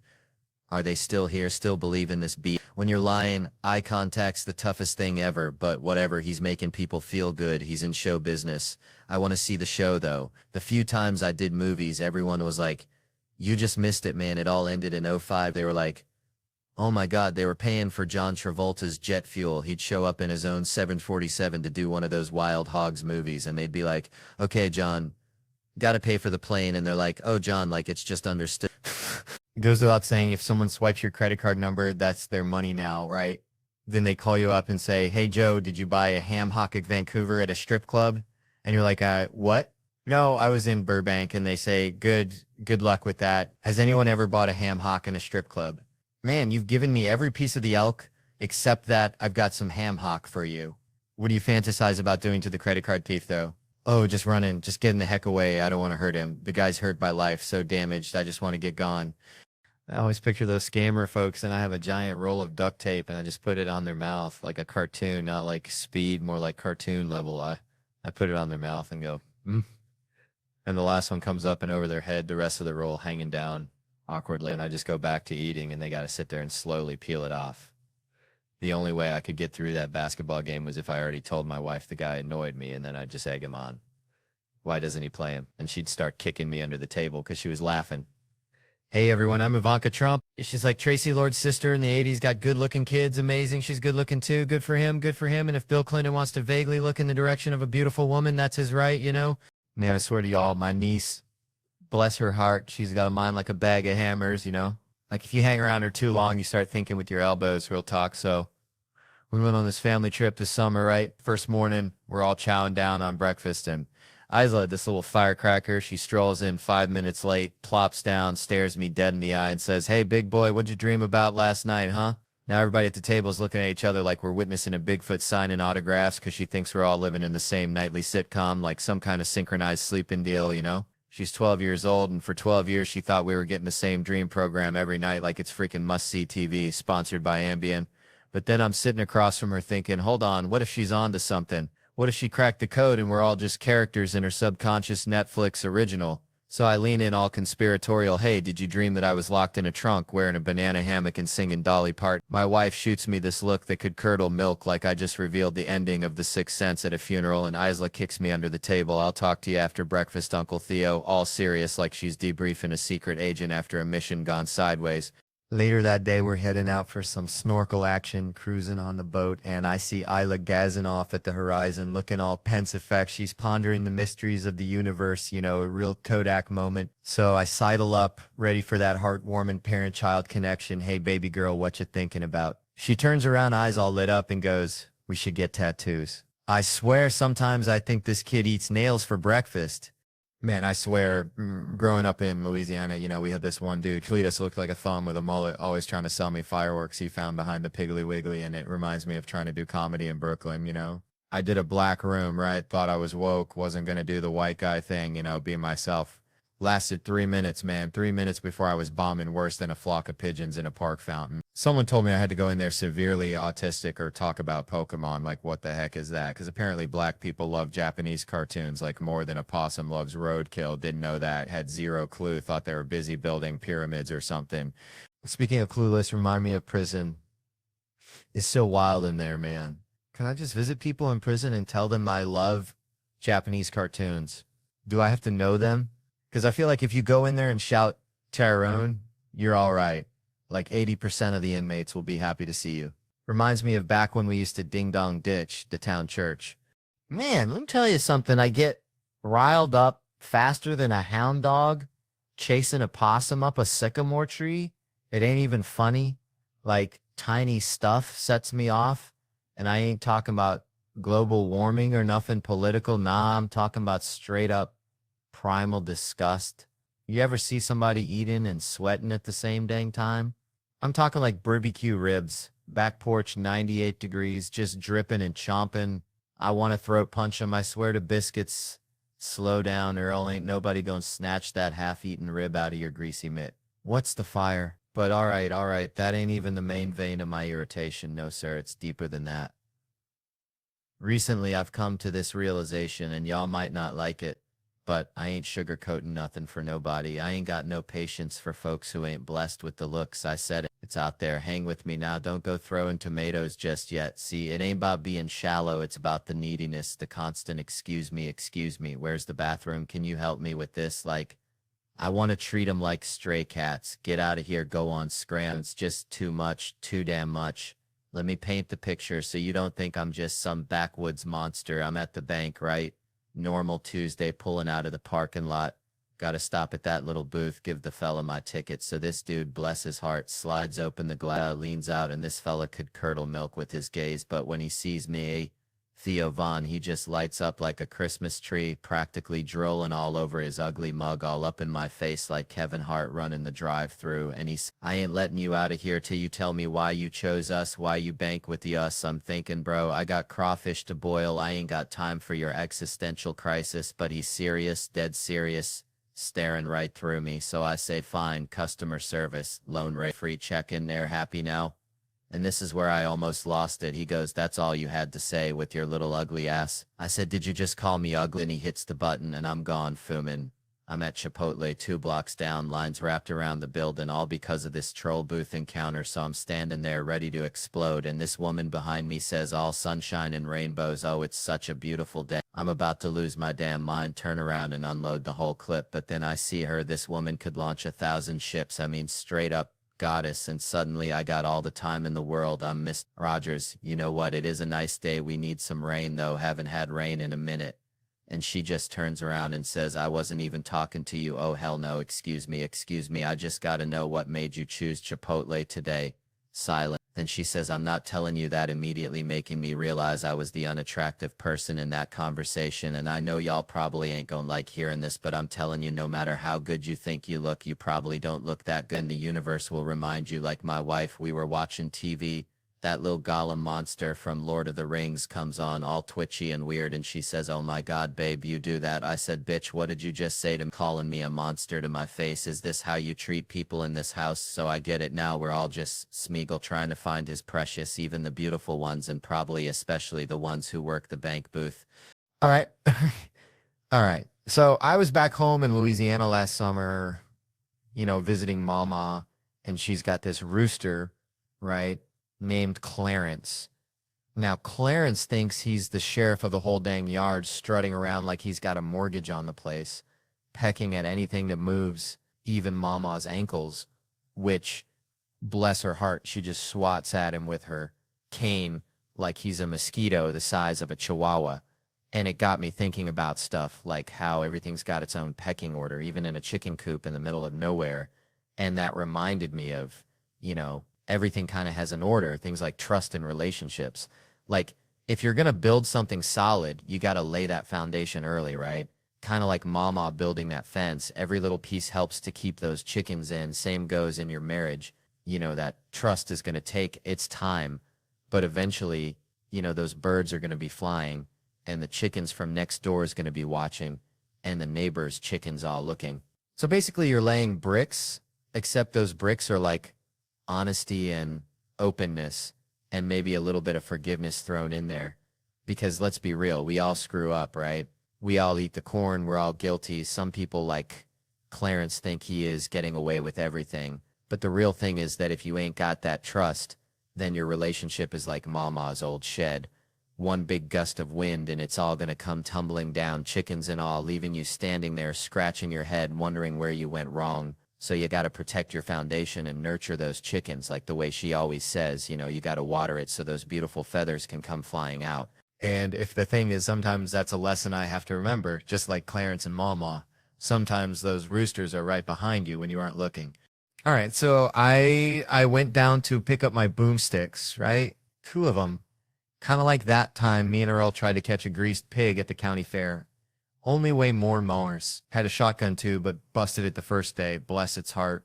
Thought I was getting that ka-chunk model, the one like in them westerns, but the fella done sold me the punt.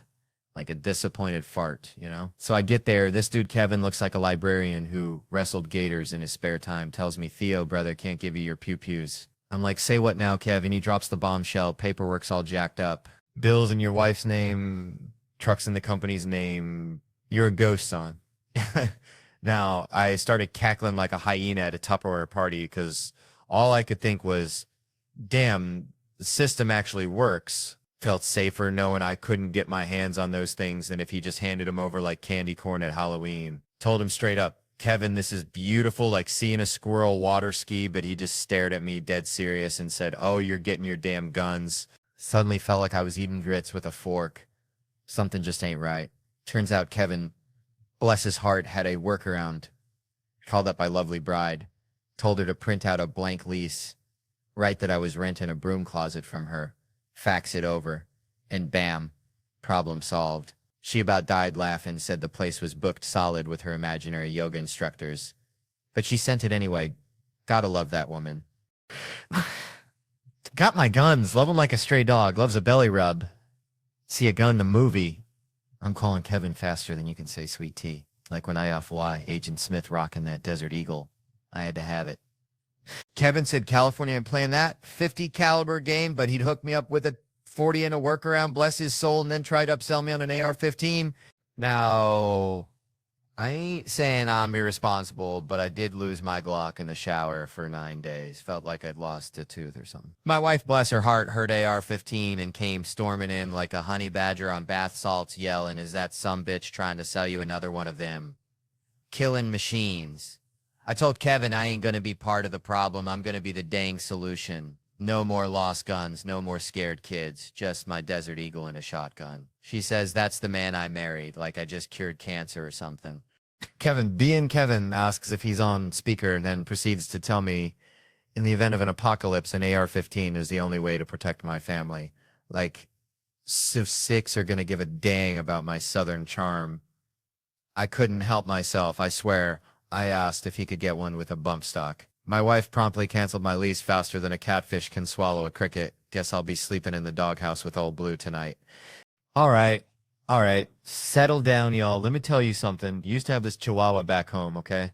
Little fella named Napoleon. Thought he was a Rottweiler, I swear. Hated baths. Hated him worse than I hate lima beans, which is saying something because I think lima beans were invented by the devil himself. Anyways, reminded me of Kevin because remember when Kevin wasn't famous? Shoot. He'd show up smelling like a gym sock and a dreamsicle, you know? At least twice a week he would shower back then. Now it's all cologne, like he's trying to fumigate a whole damn city block or something. Got that cloud around him like Pigpen from Peanuts. They call it something else back in Louisiana, but I ain't saying it. But you know what though? All this money and fame hasn't really changed the dude much. Truth be told. Still the same old Kevin, same piece of work, always been a little rascal, like a squirrel hiding nuts in your couch cushions, ain't paying nobody on time. Like my Uncle Cletus after a weekend at the casino, always promising, never delivering. That's why they doing the intervention, need money. And people think I'm just laying around my pool all day, sipping sweet tea and getting a tan, like I'm living the life of Riley. But I'm grinding, man. I'm hustling. Got to go to radio stations, TV stations. Sometimes I got to get on the phone and cuss someone out. And it's costing me, man. I pay way too many people. I'm about to cut this whole damn thing off and build a bunker. But then, they reel you back in, tell you they need you. Like Iramora needs a shark. So here's a question, though, and this is a real one. Who's the funniest out of this crew besides yours truly, of course? I'd say you're funny, man, because you seem smart, and smarter folks are funny in my book. It's about time someone give me a little credit. Praise the Lord, truth finally comes out. But him. Yeah. Dude's quiet. Got to watch out for the quiet ones. They're like a possum playing dead. You never know when they're going to strike. Nah, man, I'm the creepiest, always have been. Anyway, Comedy Central, Netflix, you know the deal. Got to plug the stuff. Y'all been a good crowd, evened out the balance of my show, met my black people quota for the year. But remember Kevin and the other black guys? We bleed it. Anyway, you can see us on tour at Kevin Hart Nation. Joey, what's up, man? And hey, since we're at the end of this thing, I'm going to go walk up this staircase on my set that I've never walked up before. Hit that subscribe button for more of this nonsense, y'all. And remember, always check behind you. You never know what kind of craziness is lurking around the corner. It's probably a chihuahua named Napoleon or Kevin Hart or something equally terrifying. All right, folks, let me tell you something. Reminds me of my cousin Billy Bob, bless his heart, used to catch catfish with his bare hands down at the bayou, slick as a Ollicott's promise. And one time he reels in this monster, this flathead looking like it swallowed a bowling ball. And Billy Bob, he just stares at it, eyes wide as saucers, and says, "Why ain't you just something?" Which is exactly what I thought when I saw this study, right? About how social media, that dang thing, is making us lonely like a hound dog on a chain, They say folks compare themselves to these Instagram models, these perfectly filtered lives, thinking everyone's living in a damn magazine, which is bullcrap. Because I'm pretty sure half of them are using so much Photoshop they look like aliens trying to pass as humans at a Walmart convention. And it's making them feel bad like they ain't good enough, which is a dang shame. Because everyone's got something special, like my Aunt Mildred's potato salad. Looks like roadkill but tastes like heaven, so they're feeling left out, disconnected, like a landline in a cell phone world, and spending all their time online, looking for likes, instead of actually talking to folks face to face. Real human connection, like a hug from your grandma after a long day of shoveling manure. And it's a vicious cycle, a hamster wheel of sadness, where you just keep running and running but never get anywhere, never find true happiness, which, let's be honest, is probably just a warm plate of cornbread and a good dog anyway. So what I'm saying is, put down your phone, folks. Go outside, talk to a neighbor, pet a stray cat, maybe even learn to catch catfish with your bare hand. 'Cause life's too short to spend it chasing digital ghosts. And besides, that catfish might just teach you a thing or two about resilience, or at least give you a good story to tell next time you're standing in line at the Piggly Wiggly, trying not to compare your groceries to Miss Henderson's organic kale, which, let's face it, ain't never gonna happen, 'cause I am a simple man, and I like my Mountain Dew. Just don't be like my Uncle Dale, who thought the internet was a series of tubes, God rest his soul. Man, timeshares, remember those? It's like the mullet of vacation ownership, business in the front, party in the back of your bank account getting drained. Reminds me of my Uncle Dale. Used to sell vacuum cleaners door to door. Swore he was going to retire on dirt futures, whatever the hell that was. Anyway, timeshares. Thought Airbnb killed him. But then I started thinking Airbnb is just a timeshare with extra steps, right? You're sharing somebody's time and probably their questionable hygiene habits. Let me tell you, I ain't trusting no stranger's loofah. That's where the swamp creatures breed. I'm telling you. Speaking of swamps, used to stay in these budget motels back in Louisiana. Felt like I needed a tetanus shot just looking at them. But hey, $60, and at least I knew the roaches were paying rent just like me. Now, Airbnbs, they want you filling out forms like you applying for a goddamn mortgage, then they got signs everywhere. Don't flush the toilet paper, pet the cat, but not too much. It's like taking a pop quiz on somebody else's weird life. Went on vacation once, end of December, first one in years, felt like a damn alien. Stayed at a resort, though. No way I'm trusting Brenda from Des Moines with my vacation serenity. Hotels impersonal. Hell yeah, that's the point. I want anonymity. Not a family photo album staring at me while I'm trying to unwind. Imagine getting intimate in an Airbnb surrounded by pictures of strangers skiing in Tahoe. Talk about a mood killer. It's like getting blue-balled by a stock photo. Tried the Airbnb thing once. Peak pandemic, figured I'd live large in Phoenix, rent a mansion with a basketball court and a pool. Baller status baby, but the gig got canceled, only got half my money back. Felt like I got scammed by the Monopoly man. Yeah, let me tell you something. Growing up in Tickfaw, Louisiana, we had this dog, right? Oh, Blue. Bless his heart, dumber than a bagged egg hammers. Used to chase his tail till he threw up, then try to eat it again. But Blue, he had this one trick, seeing a car coming a mile away like he had radar or something. Reminds me of my girlfriend in true crime. I swear she's obsessed with serial killers like Blue was with his own rear end. I mean, her Netflix queue is just a parade of Manson, Bundy, Dahmer. It's like a horror movie marathon every night. It's nuns getting off, hookers disappearing, kids. Well, you get the picture. Then she watches Great British Baking Show after like a palate cleanser after a feast of darkness, which I find so goddamn terrifying. Man, I swear growing up back in Tickfaw, Louisiana, we had this old dog, Cletus. Dumber than a box of rocks. Bless his heart. Cletus used to chase his tail so hard he'd spin himself right into the damn ditch. You know, like those folks who just got to get kicked in the face because they watched the foot come in. Like Cletus saw that tail and you know he'd bite it again. Reminds me of this dude I saw getting booted, right? He looked at us after like, did y'all see that? Needed validation for being an idiot. Now, I ain't one for kicking. I'm a fist kind of guy unless, hear me out, unless you start stretching before a fight. You stretching them out. So, growing up in Louisiana, right, we had this neighbor, Mr. Thibodeau, who collected bottle caps like obsessively. He had him glued to his car, his house, even his dentures, I swear. But he always told me, Theo, boy, life's like a bottle cap, shiny and meaningless until you find the right bottle. And I never knew what that meant until I made this music video, see, because it all started with Segal. Yeah, that's Steven Segal, my sensei, the Aikido master, who's now like a Russian ambassador of Beef Bake or something. I wanted to honor him, even though the man looks like he's starring in a vodka commercial, you know? So we're there on set, dancing for like 4.5 hours straight for an 80-second video. And let me tell you, those dancers are saints. They move like swamp angels, just grinding and shaking like it's nothing, while I'm out there looking like a confused crawfish in a hurricane. Exhausted, everything hurting, but Segal would be proud. I know he would. Plus, we needed Bert Kreischer, my buddy, to play a bigger version of himself, which is kind of redundant, like ordering a double cheeseburger with extra cheese. But we needed his face.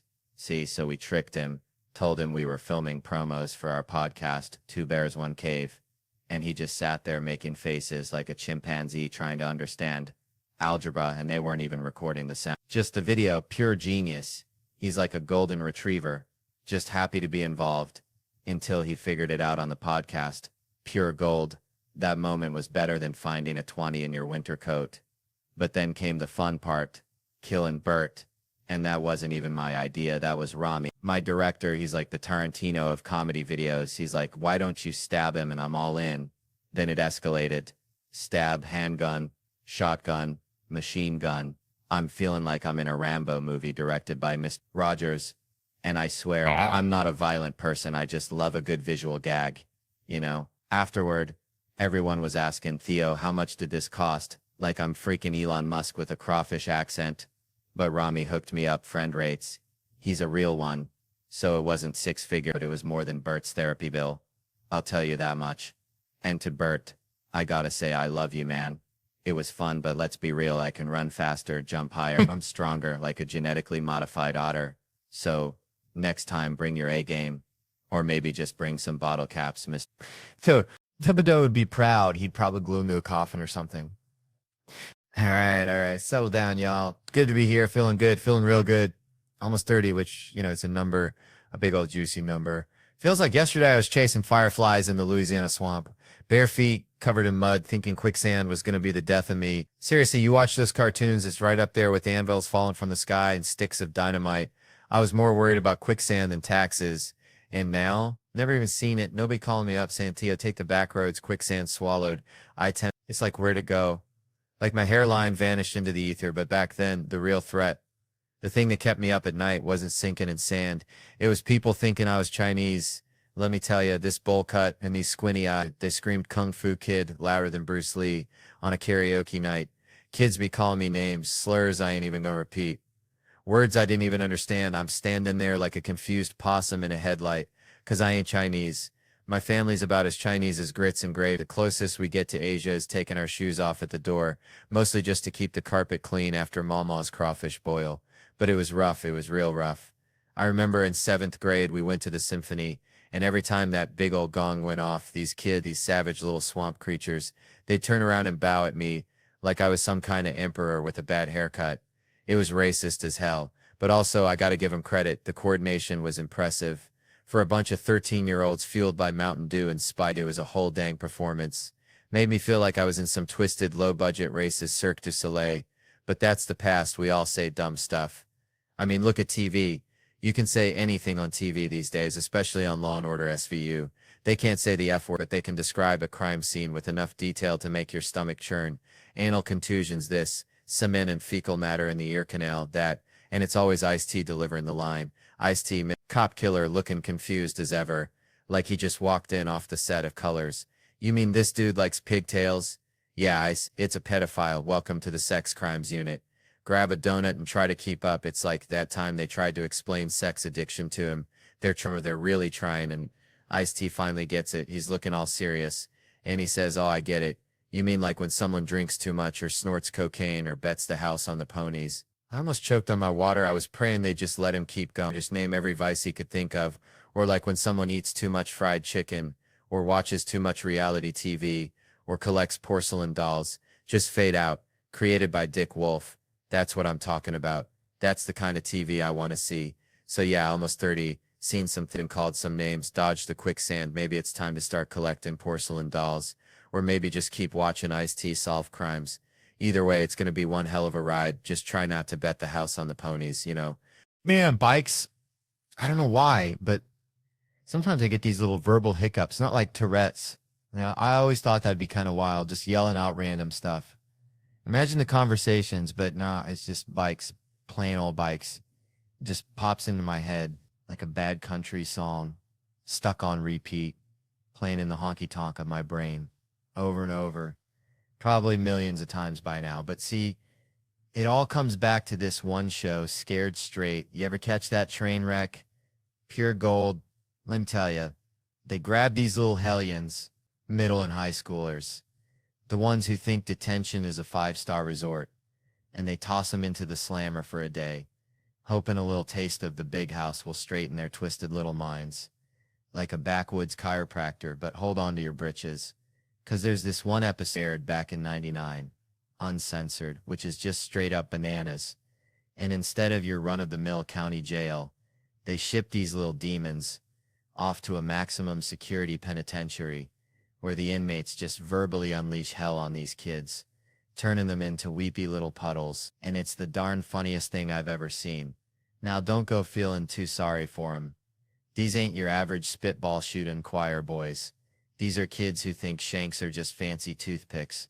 Tough little bastards, walking in with all the swagger of a rooster in a hen house. Like, what's up? I ain't scared, but then comes crazy Chris, face looking like a roadmap of bad decisions. And the screen freezes. Tells you Chris has offed 6 folks and is doing double life. This dude's so bad. When he dies, his next life is doing time too. And Chris gets up in their grill, says, "You'll see me in your nightmares." And these kids, barely teenagers, are like, "Whoa, dude, chill." But he ain't done. He says, "If I see you again, I'll take a bite out of each of you." And they're practically signing up for Sunday school right then and there. But then comes the next guy, walks up and says, "Hold my pocket." Makes him walk around, hold me inside of his pocket. Now, I don't know what you know about prison, but holding another dude's pocket is like wearing a neon sign that says, "Kick me." And this ain't just about the pocket hold. He's spouting the most ungodly things at these kids. Talking about breakfast and stuff you can't say on TV, like he's running a twisted Lil Abner comic strip in their heads. There's this one kid, all of 13, looking like a dandelion in a hurricane. Bowl cut parted right down the middle like a dirt road. And this prisoner asks him why he's there. And the kid mumbles, "Stealing." And the prisoner leans in, all menacing. "The fuck you took."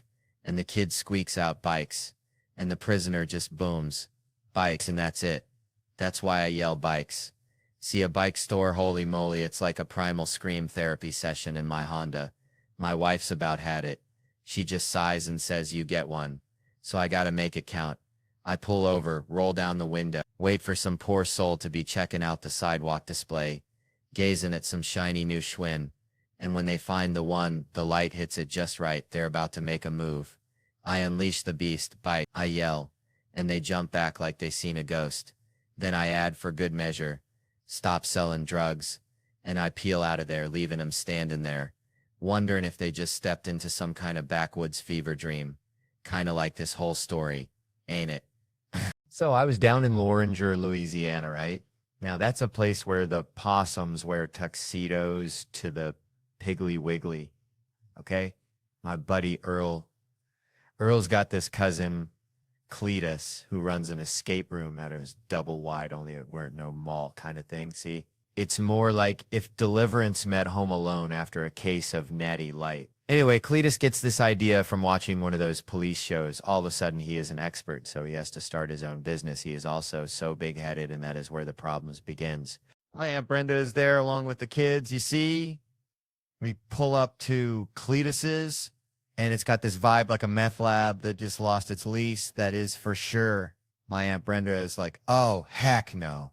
But the kids are screaming about fun, so we go in. Now Cletus opens the door wearing a bathrobe and a shower cap, looking like a Baptist preacher's wife after a rough night. First thing he asks is, "Have y'all seen my chihuahua, Pepito?" And my uncle, never one to miss an opportunity, yells, "Tell Pepito to go get rocks."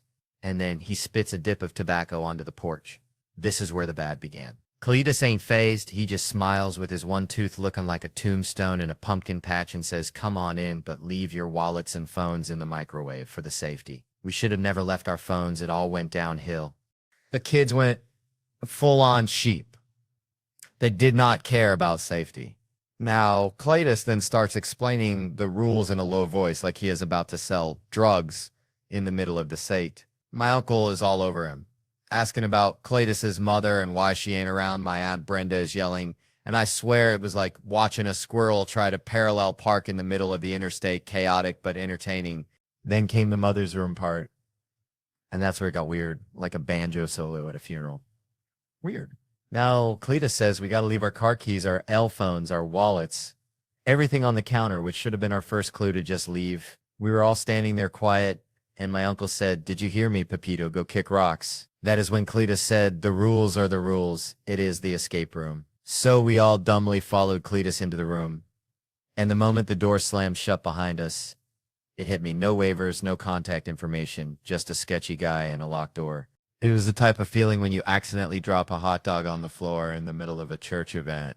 Right then, I knew that Cletus had no clue what was going on. My uncle, he says, well, I reckon we're going to be working in a possum farm in Oklahoma by sundown before he starts yelling, Papiccio, kick rocks. Because heck, at that point, a possum farm seemed to that reasonable career choice compared to what Cletus might have had in store.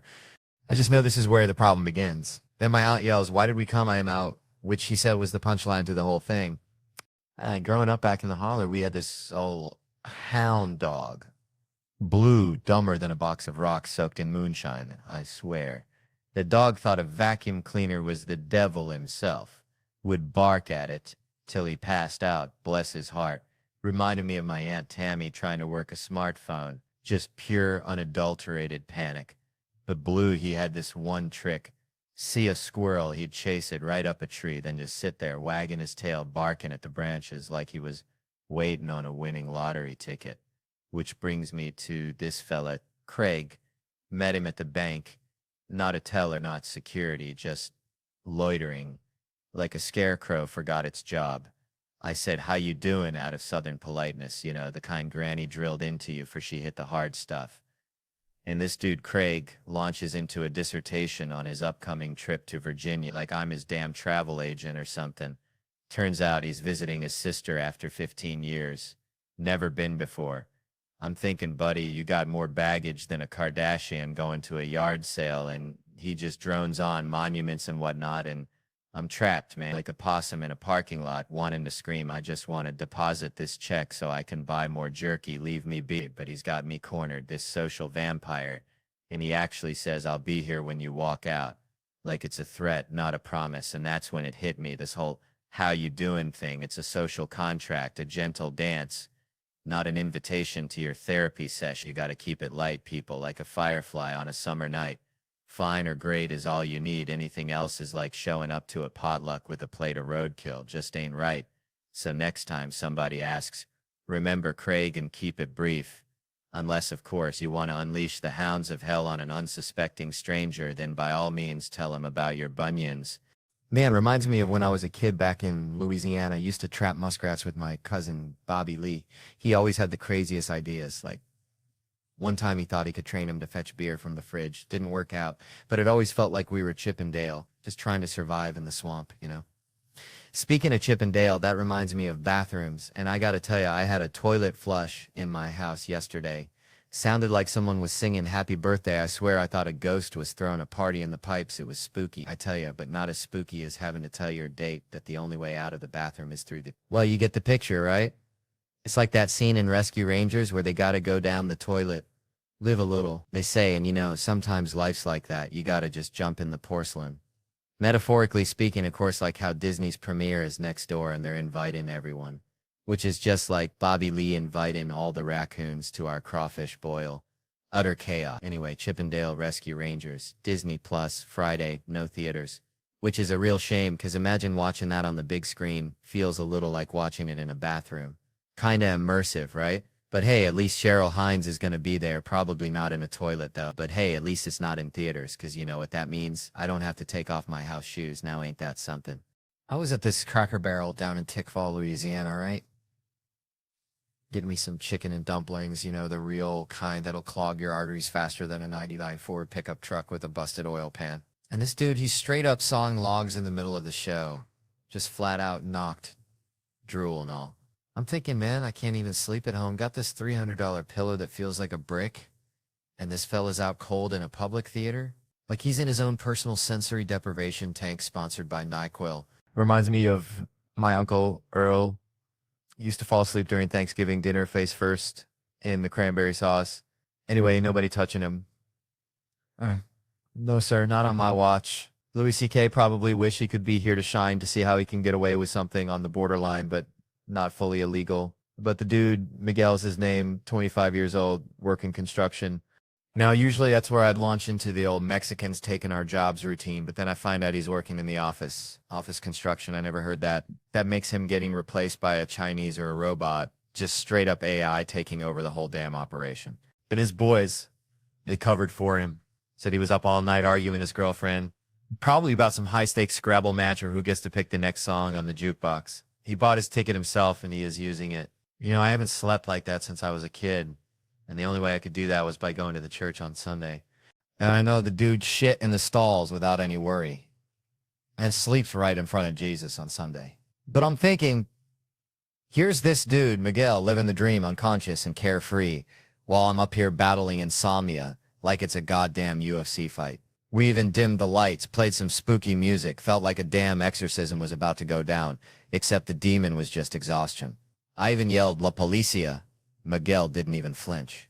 I swear he could have been in a coma for 8 years, slumps on his 4th term, and he'd still be snoozing. He wakes up and I thought he was dead and he didn't remember anything. I asked, what was your favorite part? And he said, it's over, and now it's Saturday. Turns out the dude does both residential and commercial construction, the whole damn shebang. 25 years old and worn out already. What's he going to be like when he hits 40? A human-shaped pile of dust held together by duct tape and caffeine. Still, he gave me an idea. Maybe I should start sleeping in public. Get some of that sweet, sweet Miguel level unconsciousness. Maybe even go to church, face Jesus, and shit in a stall like him. Who knows, might just cure my insomnia or at least give me some good material for the next show, but he is not worried about shitting and sleeping in public.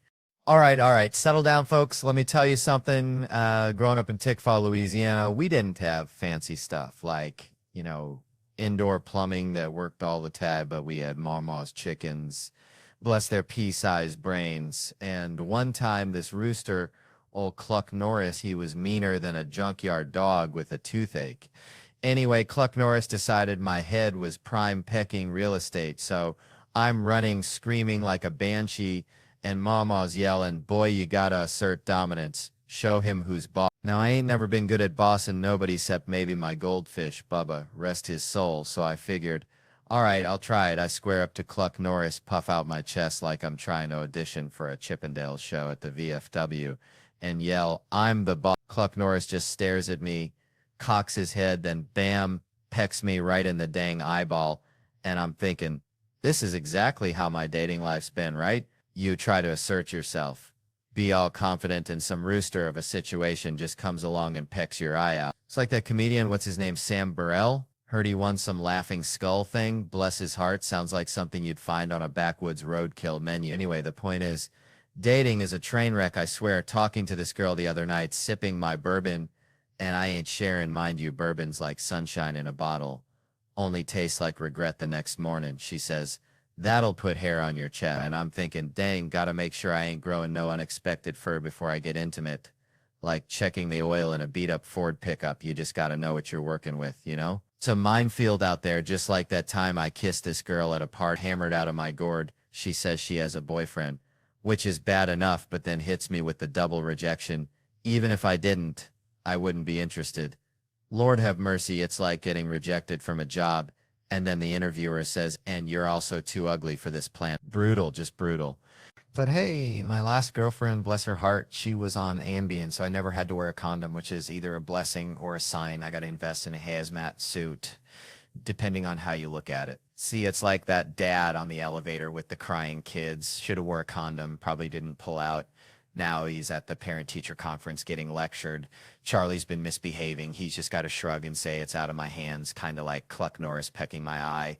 My own dad, met him 2 years ago, family-style restaurant. Ironic much. Should be broken family-style restaurants, right? You walk in, no waiter, just a note that says he left for cigarettes years ago, and for birthdays, instead of singing, they just whisper, we forgot, sorry, we'll make it up to you.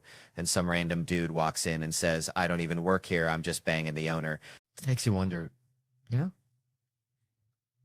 Never played catch with my dad, but we played an epic game of hide and seek. He's still hiding. I guess he's good at it. Saw a homeless couple sleeping in the street once. Sad, ain't it? But hey, at least he has a girlfriend. Hope he ain't hitting her, 'cause that ain't domestic violence. That's a street fight, and street fights, well, they ain't pretty. Dating someone now, I think. She stopped shaving her legs. That's how you know it's serious, right? It's like checking the tread on your tires before a long road trip. Gotta be prepared for anything.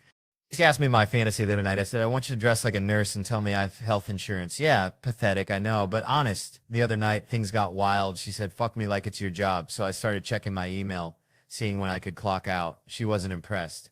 And let's be honest, I keep inside it's going way too long. Like texting my friend Dan, do you want to suck my penis? Only funny to me and Dan, my girlfriend? Not so much. Sent it to her by accident. Awkward Thanksgiving dinner to say the least. I miss being single sometimes, especially dating black chicks. But, you know, that's a whole different sermon. And the N-word, well, white people created it. Black people get to use it kind of like Magnum condoms, big and intimidating, but not always necessary. Subway story. Last one, I swear, with a girl I was dating, pervert gets on, starts touching himself. She wants me to fight him. I'm thinking, I don't want to get hit with that hand, but she pushes me. I say, excuse me, sir, could you stop that? He says, I wasn't doing that to your girlfriend. I was doing that to you. And I'm right back to that feeling of Cluck Norris pecking my eye. You just never know what kind of rooster's going to come at you in this world, do you? All right, all right. Settle down, folks. Settle down. So growing up in Slaughter, Louisiana, you wouldn't believe the nicknames. I weren't exactly tall. See, more like compact. One dude, Cousin Earl, bless his heart, he'd yell across the Piggly Wiggly, hey, Theo, I can't believe it's that big. Referencing my personality, I guess. I wasn't the height, but the sheer force of will. You see, like a chihuahua with a Napoleon complex. That's me. And it got me thinking, all this talk about height, it's bullcrap. Tall folks, bless their hearts, they just conversational advantages like them fancy, overpriced steaks that taste like cardboard. There ain't nothing else special about them. They ain't smarter. They ain't funnier. They sure as hell ain't tougher. I've seen a possum take down a Great Dane. Size ain't everything. People. My grandma used to say, little man, little woman, they the salt of the earth. And she knew she was barely 5 foot nothing. Could skin a deer faster than you can say sweet tea. So all you short kings and queens out there, rock that height or lack thereof. You're the real MVPs. Reminds me of this fella, DJ Kentai's. Well, let's just say older gentlemen have some unique talents down there. But seriously, though, height aside, it's about what you bring to the table, not how high you can reach the shelf. It's like Kevin Hart. Love that little dude. He gets all the chicks despite his size. Oh. And party tricks. DJ can tie his balls into a knot. That is his party trick. Reminds me of Santa coming down the chimney. Am I right? Mm. Anyways, it all comes down to this. The world's obsessed with superficial stuff. Height, breath, snore, fart. It is always about that. But it's the inside. What kind of heart you got? You feel me? Like this one dude said, the iguana picking up a worm. Who am I compared to that iguana? And I'm up here thinking about Honky Pete as Jumanji League superheroes. It's bonkers. You rather never have sex again, or every time you do, you scream Jumanji. Jesus Christ. My point is, don't go trying to be something you ain't. Own your weirdness. Embrace your flaws, because at the end of the day, that's what makes you, you. Whether you are Black Adam or Honky Pete, embrace it. Life's too short to be anything but a little snack size. Kinzel, just ask Wayne Johnson with women thighs. And if anybody gives you grief about your height, just tell them to kiss your, well, you know. Just let your little light shine, y'all. Let it shine. And if they still give you trouble, tell them Theo Von sent you. And I'll sick Cousin Earl on him. He may be short, but he's got a big heart and a, well, you know. Anyways, I'm done. I'm going to get some nutty butter and tea with the queen, y'all. See you later, alligator. All right. Settle down, y'all. Let me mail you something. Grew up in this town, see, smaller than a gnat's patootie, where the biggest excitement was when the Dollar General got a new shipment of off-brand cheese puffs. My mama, bless her heart, she used to say I had the social skills of a feral cat, for which fair enough, because I preferred hanging with the stray dogs down by the creek, trying to teach them Shakespeare, because, you know, even mutts deserve a little culture. One time, I swear, I saw Old Blue,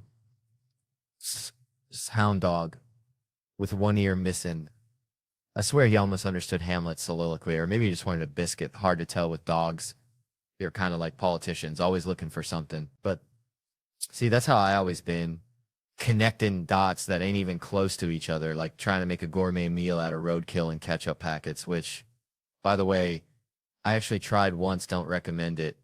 Anyway, all that to say, folks are always asking, Theo, how do you do it? How do you find the funny in everyday life? And I tell them it's like finding a 4-leaf clover in a cow pasture. You got to wade through a whole lot of crap first. Which brings me to this thing about, like, people feeling disconnected. Like they're wandering through life wearing socks with sandals. Just completely missing the mark, you know? See, we're all just searching for something. A connection of purpose, maybe just a decent Wi-Fi signal, but we get so caught up in the noise, the Instagram filters and the political arguments that sound like two squirrels fighting over a walnut. We forget to look around and see the actual real deal beauty, the goofy, imperfect, beautifully flawed human connections all around us. And we're so caught up in trying to be somebody else. Some Instagram influencer with a butt the size of a small car and a life that's probably as fake as a $3 bill, that we miss out on the chance to be ourselves, warts and all. Because let me tell you something, those warts, those flaws, those weird quirks that make you are the things that people actually connect with. That's the four-leaf clover. That's the good stuff. That's what makes life worth living. Even if you are wearing socks with sandals. And maybe, just maybe, especially if you are, because hey, at least you're comfortable. And that's more than most people can say. And at the end of the day, ain't that what it's all about? Being comfortable in your own skin, even if it's covered in mosquito bites and smells faintly of fertilizer. Just own it. Be you. Be weird. Be wonderful. And for the love of Pete, stop taking selfies with duck faces. Nobody wants to see that, unless you're actually a duck. Then go wild. Quack it up, baby. Quack it up. Man, growing up in Loranger, Louisiana, felt like living inside a dryer lint trap. You know, just constant spinning, static, and the occasional lost sock of sanity. Reminds me of this one time my cousin Earl thought he saw Bigfoot near the Piggly Wiggly. Turned out it was just a meth head wearing a gorilla suit. He stole from the Halloween store, but that's small town life. Things get real strange real quick. It's like Earl would have been a perfect witness on that show on A&E where they chase down killers in the first 2 days after a murder, because after that, apparently, the case gets colder than my ex-wife's heart. They're like, it's old news now, which is wild, because you'd think solving a murder would be a little more important than figuring out what's on the dollar menu. I'm fascinated by how many folks see a murder happen. Like, I always pictured murders happening in the shadows, behind a dumpster, but these people are front row seats. Like, yeah, I saw the whole thing. He was about 5'2" to 6'8", something like that. And the cops are like, that's the best you got? And they're like, he had ears too. And they still draw a sketch, and it looks like a Picasso painting gone wrong. Then they show it around, and nobody knows who it is. Until some dude is like, yeah, that's Cricket. Been knowing Cricket for 27 years. And the cops are like, what's his real name? And the guy is all, just Cricket, like he was birthed with that name. I swear, it's always some dude in a wife beater, dirty hat, cigarette, hanging out his mouth. Looks 33, but is actually 76, talking super aggressive to the cops. I've been out here for a minute, and the cops just sigh. Then they cut to the whitest detective, who looks like he just walked out of a Ale Bean catalog. And was like, I don't think he's going to be much help. Like he expected Shakespeare from a guy named Cricket. The best part of that show, though, is the interrogation. It's like, you want drama? Try questioning someone about taking another human life. The stakes are higher than a giraffe on stilts. But these detectives, bless their hearts, insist on using the suspect's street name, so it turns into a cartoon. They're like, your life's on the line, Lil Stank. Did you know Dookie Shoes? And the guy's like, I don't know no Dookie Shoes. Then they show him a picture, and he's all, I seen him around. And then they throw one little piece of evidence at him, like, Namin said you were at the 7-Eleven last week. And suddenly he's confessing to everything. Yeah, I shot him in the face like a damn pressure cooker. It's like, dude, you can't lie for 10 minutes. You can kill a man, but you can't outsmart a detective for a coffee break's worth of time. That's why if you're ever in that situation, lawyer up, man. Don't try to be a hero, because I've seen 300 people get interrogated on that show, and only 2 asked for a lawyer. Mm-hmm. And both times the detectives looked like they'd just been handed a flat tire, and at the end of the episode, there was text on the screen that read, all charges against Tayshaun were dropped, or Jim. Let's be real, there's never any Jims on that show. Ain't never heard no detective go, hey, Bryce, where were you last Friday? I was over at Tanner's house. Sorry, bro. Nah, man, it's always someone with a name that sounds like it came straight out of a Wu-Tang Clan album. All the Bryces are out there baking cookies and not ending up on A&E. All right, so I was back home in Louisiana, right? Just the other day visiting my cousin Dale. Dale's got this pet raccoon named Ricky. And Ricky, I swear to God, he's got more self-awareness than half the people I went to high school with, including myself on Tuesdays. So Dale's trying to teach Ricky to play the harmonica, right? Harmonica, folks. This ain't no triangle. This is Louisiana blues we're talking about. And Ricky, bless his little bandit heart, he's just squeaking, sounding like a rusty gate, fighting a goose. But Dale's convinced he's about to unlock the secrets of the Delta. Anyway, watching Dale and Ricky got me thinking, about why we do things for ourselves, for other people, or maybe just to escape the sound of Ricky trying to play Amazing Grace. It was like this whole waxing thing. I mean, I don't get it, but I kind of do because it's like that needle, that anticipation, that little bit of trauma, and then bam, it's over. Kind of like watching Ricky play the harmonica, just a sudden burst of pain followed by a deep sense of relief. I saw this girl getting waxed, right? Talk about vulnerability, lying there naked, feeling like a crawfish at a boil, but she's doing it supposedly for the fellas, but let's be honest, it's for her, because feeling good, feeling clean, that's a feeling that's worth enduring the whole hairy situation, right? This one lady, Cindy, she reminds me of my grandma, always telling me things are going to be okay. Even when a tornado's ripping through your double wide, she's getting the girl waxed, talking about all the trauma, like being naked around people is easy as pie, which it ain't, unless your pie is made of anxiety and existential dread. Now, I ain't judging, 'cause I've been there, I've felt that fear. But what really got me was the idea that this is what women go through all the time, the pain, the awkwardness, the vulnerability, just to maintain a certain standard. And for what? For some dude who probably can't even tell the difference between a waxed leg and a freshly mowed lawn. I tell you what, next girlfriend I have, she's getting a lifetime supply of wax on my dime because that's the least I can do for someone putting up with my Ricky harmonica impression. Man, Montreal, y'all are all right. Reminds me of shrimping back in Tickfall, Louisiana, where the only thing louder than the mosquitoes was my Aunt Shirley and Uncle Dale for drinking all the RC Cola again. That woman's voice could peel paint off a barn from 50 yards. That's the thing about women, ain't it? Up close, whispering sweet nothings could launch 1,000 ships, but try hearing them at a football game. Sounds like two squirrels fighting over a dropped pickle. Now that brings me to this whole first lady business. See, my grandma used to say, a chicken ain't got no business in the hen house if it ain't laying no eggs. And I'm thinking these first ladies, bless their hearts, they ain't elected, they ain't paying the bills. So why they gotta be running their mouths like a hound dog chasing a mail truck? Like, if you hire a fella to fix your leaky faucet, and his wife, who ain't never held a wrench in her life, starts telling him to reroute the pipes through the attic, you gonna look at her sideways, right? Just 'cause you're married to the plumber don't make you a plumber. Now I'm hearing whispers about Hillary getting back in the game and scratching my head. How'd she become a senator anyway? Went straight from being the president's missus to sitting in Congress. Like she jumped the line at the crawfish boil. Should Tom Brady's wife be calling the plays for the Rams just 'cause she married a football player? Ain't no magic powers transferred through matrimony. This all started with Nancy Reagan, bless her soul, waving her bony finger and telling us to just say no, like we was all just waiting for permission to quit huffing paint thinner than Hillary with her health care plan. Michelle preaching on 60 Minutes, gotta give it to the Bushes though, they kept their women in line. Barbara was silent as a church mouse, and the other one, Paige or Bethany, something like that, I ain't even sure of her name, but Dub had her on lockdown tighter than Fort Knox, made sure she smiled and nodded when he told a joke.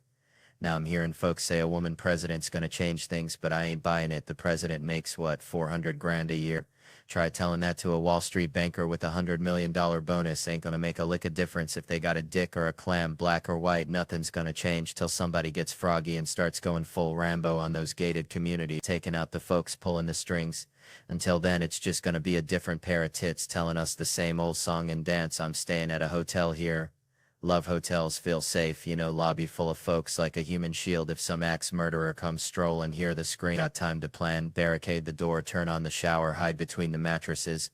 Good old misdirection, used to stay in motels, now there's a recipe for a heart attack. Sleeping 2 feet from a door leading straight to the parking lot, any yahoo can kick it open, drag you out buck naked. Ain't nothing scarier than facing a chainsaw massacre in your underpants. You tell yourself you'll fight back, grab a lamp. But deep down, you'll just squeak like a chew toy and end up seeing nothing but carpet ceiling, looking back at your own pasty body anyway. This theater's alright.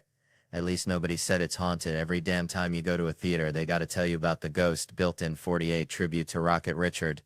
And we got a ghost named Michael. If you believe in ghosts past the age of 8, you're dumber than a box of rock. What's the end game for a ghost anyway? Haunted a basement forever, waiting to spook the boiler repairman? If I was a ghost, I'd fly straight to the CIA headquarters. Sit in on meetings, go to the Super Bowl, find out what they're really saying in the HUD, and spend an eternity trying to scare an accountant into solving my murder. I'd be looking for that damn RC Cola. That's where the real secrets are. Man. College, right? I swear, I just got a letter from my alma mater. Felt like Christmas morning, kinda. you know, until I opened that sucker up. Said, hey, Theo, remember us. We're the reason you're in debt. Just kidding, mostly. Then they hit me with this line, and I'm paraphrasing here because I threw the damn thing in the trash after, but it was basically, hey, cough up some dough. We want a gift, but, only if it jingles. Now, I'm no mathematician, but back when I was slurping ramen in that glorified daycare, I was forking over about 15 grand a semester, twice a year for 4 years. Do the math, folks. That's like 120,000 clams. I practically bought the damn library. So, excuse my French, but are you telling me that after I essentially funded a small African nation's GDP with my tuition, you got the audacity, the sheer nerve to ask for more? What is this, a hostage situation? I feel like I'm dealing with my cousin Gary. Gary showed up to Thanksgiving wearing a wife beater asking for $20 for gas, even though his car's been up on blocks in the yard since the I-2K. Where's that money even go, college? Did you build a solid gold statue of the dean? Is there a secret underground bowling alley I never knew about? I bet it all went into those stupid study abroad programs where kids go to Italy and take pictures of pizza. Meanwhile, I'm eating ketchup packets in the library, trying to decipher Shakespeare with a hangover the size of Louisiana. I got buddies, they're all, Theo, be a good alum. Donate. They even wear the college t-shirt like they're still trying to impress their RA. Look, if you're a grown man still sending money to your old college, that's like still paying your ex-girlfriend's rent. She ain't coming back, buddy. You're just enabling her kombucha habit. That college, that's a $120,000 hooker, and you fell in love with her. In the letter, they were all like, it's been a while since you donated. I felt like firing back. It's been a while since you housed and educated me. I thought we had a deal. I gave you my money. You gave me a piece of paper and a crippling sense of inadequacy, but they gave me this cinder block room, smelled like stale beer and regret, covered in a Reservoir Dogs poster and the first real heartbreak of my life and probably HPV. And that's it. That's the ROI? Man, what even is college? Seriously, somebody tell me, because I went and I still ain't got a clue. I was 18, looked like a thumb with hair, living like a Ninja Turtle on a diet of cigarettes, Adderall and Natty Light. It was a 4-year-long game show. Do my friends hate me or do I just need to sleep? But instead of winning money, you just lose a fortune. And the kicker? I agreed to this deal when I was 17, no lawyer present, wearing sweatpants with pizza sauce on the knee. That's gotta be illegal, right? They tricked me like Brendan Dassey on Making a Murderer. Pulled me out of high school, 2 guys in clip-on ties like, come on, son, do the right thing, sign here, you'll be an English major. And I fell for it. An English major. 120 grand so some professor could tell me to read Jane Austen and then I didn't. Y'all can laugh, but that's the worst financial decision I ever made, and I once bought a used jet ski from a guy named Bubba who claimed it was slightly haunted. Man, I swear growing up in Tickfaw, Louisiana was like living inside a fortune cookie written by a squirrel on meth. Remember old man Bergeron who swore he could predict the weather by smelling his elbow? Yeah, well, he also tried to teach me how to hypnotize chickens. Said it was the key to getting rich. Turns out all it got me was a peck in the eyeball and a healthy respect for poultry's ability to resist mind control. Which brings me to this mortgage lender I met at the VFW last night. Looked like he just stepped off the set of Downton Abbey after a particularly rough shrimp boil. Kept saying I as well after every sentence, like he was narrating his own impending doom. And let me tell you, the man needed a drink like a catfish needs a crawdad. Kept slurring about another collapse of our time and how plaid shirts were the only thing holding society together. Made me think, maybe Bergeron was onto something with those chicken. Maybe they knew the whole damn system was about to go belly up and they were just refusing to cooperate. Maybe that's why the economy's always on the verge of imploding, because we got a bunch of folks making decisions who'd rather be slapping the table and talking about I as well, instead, figuring out how not to bankrupt the whole damn country. So yeah, maybe the next time you're looking for financial advice, skip the banker and go find a chicken. At least you'll get an egg out of the deal. Man, Spokane, it's something. Ain't it? Reminds me of my cousin, Earl, back in Tickfaw, Louisiana. Earl was so slow, bless his heart, he thought a quarterback was just a fancy word for a homeless fella sleeping in a football stadium. But Earl, he had heart, just like this crowd here tonight. Y'all are sticking with me, even though I feel like I'm wrangling a herd of feral cats up here. I swear I went for a run earlier trying to clear my head. Ended up near the bus station, which Let me tell you, it's like a meth convention with pigeons. Got my cardio and dodging folks higher than giraffe butts. And this table here, they're giving me the stink eye like I just served them a plate of roadkill possum. I saw them shaking their heads like 9 times. I got a sixth sense for that kind of thing. Maybe they didn't Google, which is my favorite. People show up thinking I'm going to be all Mr. Rogers in a sweater, then bam, dead baby jokes galore. And they're all like, well, this ain't for us. Like they wandered into a cockfight by accident. Who does that? I ain't never gone to a movie blind. Like, whatever's planned. It'll be a spiritual experience. That's wild. And you brought your friends. Like, hey, y'all want to see this comedian I found under a rock? Now your friends are reconsidering the entire French, feeling like they've been dragged to a hog killing after prom night. I'm killing for maybe half this crowd, which statistically makes this the worst audience of the entire weekend. But hey, it's a holiday show. I'm getting paid that sweet, sweet holiday dough, so I can't complain too much. Spokane, bless your hearts. Y'all buy tickets, but then just stare at me like I'm explaining quantum physics to a chicken. You laugh at the pedophile joke, then you get all judgmental. It's a good joke, people. What do you want? For real? What were you expecting? You ain't the best audience member neither, pal, and this ain't even a good crowd, so you're officially the worst of the worst. Congrats. Your husband there, he probably hates that joke too, but I like him better than you, truth be told. I had more fun dodging needles and crazies at the bus station. At least that was a challenge, but honestly, at this point, watching me completely lose my mind on stage is better than the material. How often do you get to see a fella with a Netflix special completely unravel like a cheap sweater at a biker rally? That's something, ain't it? I'm genuinely shocked y'all are still here. I'm actually impressed. Makes me kind of proud. Kind of like watching a three-legged dog try to win the Kentucky Derby. You ain't gonna win, but damn, you got heart. And sometimes that's all that matters, except maybe a bottle of whiskey and a good cry later tonight. Think I'll go see if Earl's free. Let me tell you something. Marriage, man, it's like finding that one crawfish in the boil that ain't spicy. Just pure sweet meat, you know? Because I used to be like a stray dog fighting for scraps of affection. Getting cheated on more times than a roulette wheel hits black changed my whole damn view of things. Used to watch America's Most Wanted as a kid thinking, how could someone kill another person? Then bam, infidelity hits. And I'm like, oh, I get it now. Not that I do it, but I understand the primal urge to protect what's yours. Kind of like how I feel about folks who've seen my junk or met my family. They know too much. Gotta go, vanish like a fart in the wind. That's just logic, folks. Pure survival instinct. Time, though, that's a whole nother beast. And I'm only 35. Practically a baby, but I've entered the gross phase like a damp swamp cooler that leaks on your pants, always feeling slick like a dolphin, especially the back of my britches. Sitting in restaurants, standing up, thinking I sat in something. Nope. Just swamp-ass courtesy of old Theo. Burping mid-sentence now, trying to muscle him down like a constipated bullfrog, loading up on bread and seltzer, feeling like the Goodyear blimp ready to take flight, then interrupting conversations about Italy with a kitchen run, asking if anyone needs a pause, hair sprouting on my shoulders like a damn Sasquatch, my wife rubbing him, singing Monkey, Monkey, Monkey Man under her breath. Something dredged up from the murky depths of her subconscious. Makes you wonder what your body is for anymore, just carting your head from room to room, still waiting to get big and strong, but it ain't happening. I'm like an old iPhone, just getting worse every year. Plus I overheat mid-afternoon for no damn reason. Getting grumpy's a real danger, especially when every new song is about tonight. Pure 19-year-old bull manure. I want to write songs called Tonight's No Good. About Wednesday, oh, you're in Dallas. Fine, let's just not see each other for 8 months, who cares? The biggest head scratcher is how they used to scare the bejesus out of us about weed. Now it's legal in half the damn country, ain't that something? I got arrested with a one-hitter at a Rusted Root concert back in the day, barely got a slap on the wrist. Probably got an award for being the most country that week. It's like the government finally turned into cool parents saying, fine, take a little, just do it in the house, but everything's moving too fast, unreasonably so. Now ain't the world's run by robots, and we spend all day providing proof we ain't one of them. Just to look at our own stuff.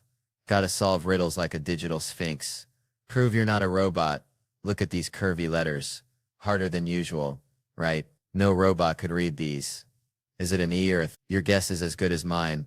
Bucko, gotta pass the password puzzles. Solve the robot test. Then comes the question no robot could ever answer.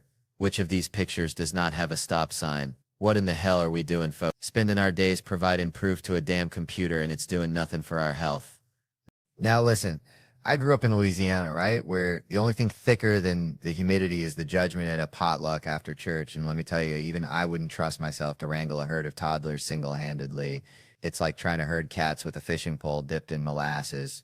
I ain't got that kind of saintly patience those women got, Lord. They can discipline a kid, then go back to their book club like nothing happened, smiling sweeter than a sugared pecan. I'd be hotter than a hound dog chasing a rabbit in July.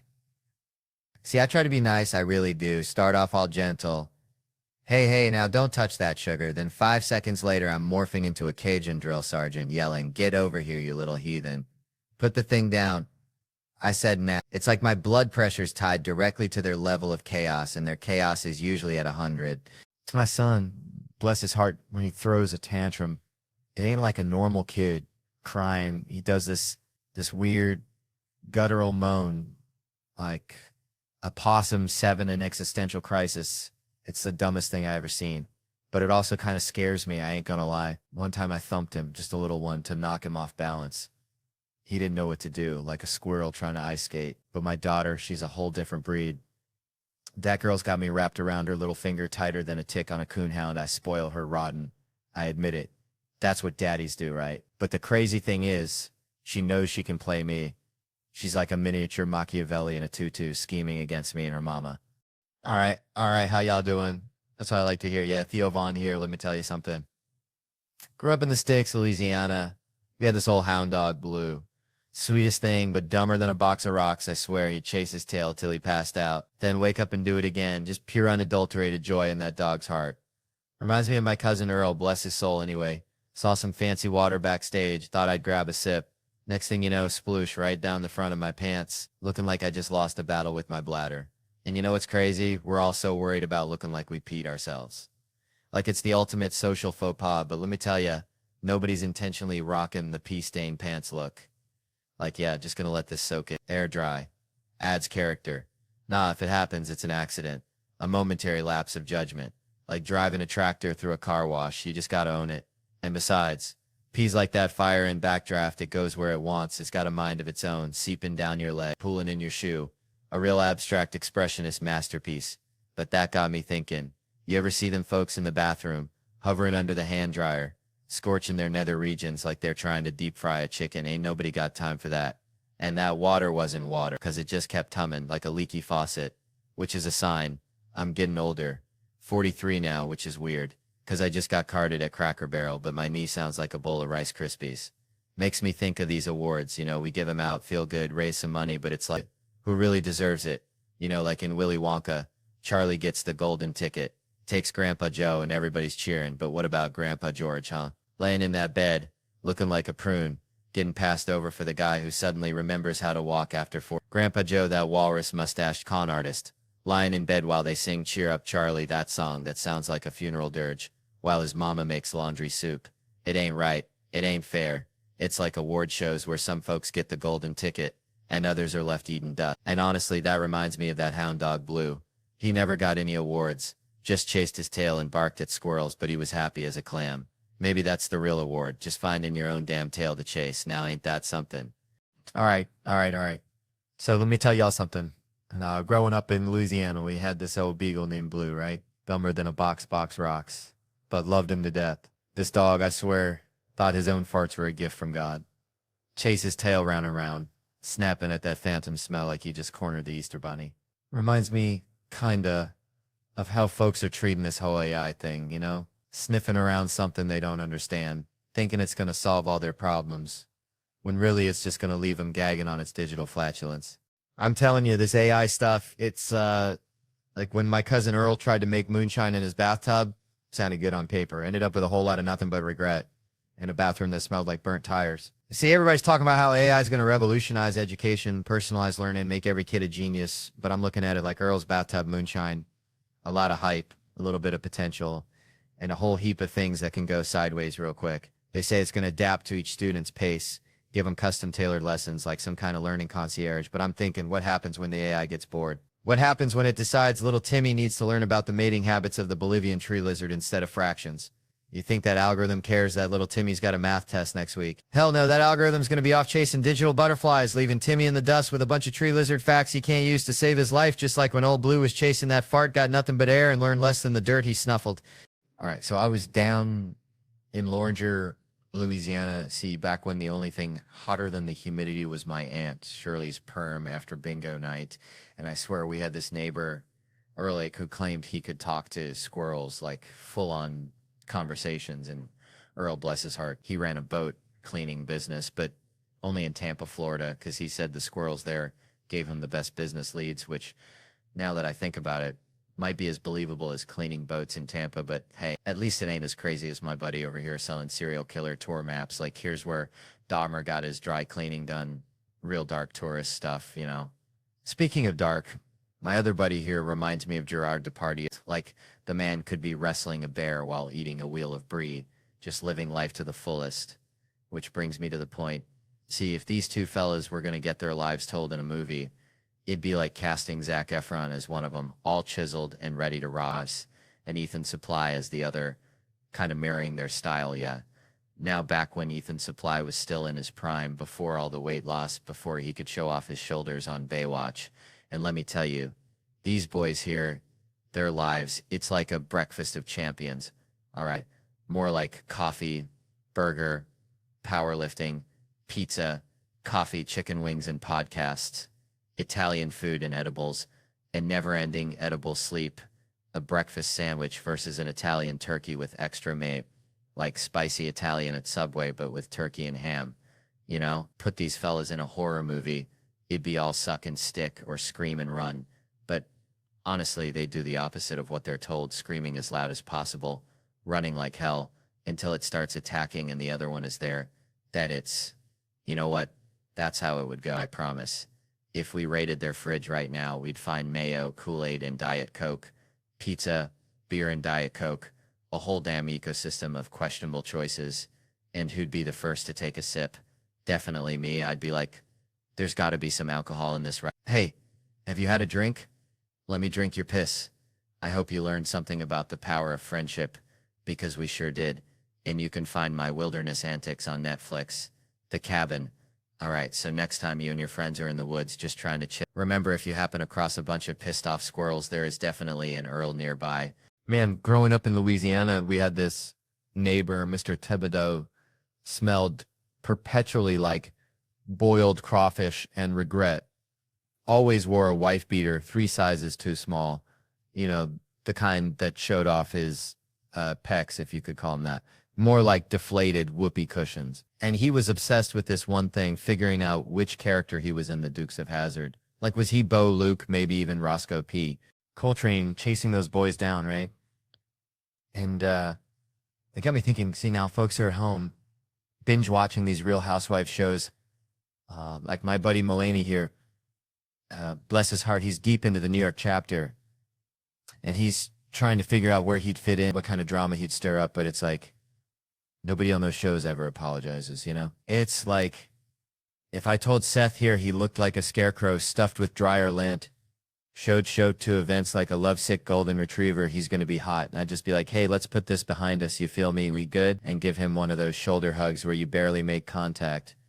That's how them housewives do it, and it's wild because they're all so aware they're on TV. Like back in 2009, they'd be filming near like 1st and 70th, and they'd be arguing, right? And one lady'd be all, I don't want to share that. And the other ones be like, girl, we're on a reality show. Spill the sweet tea.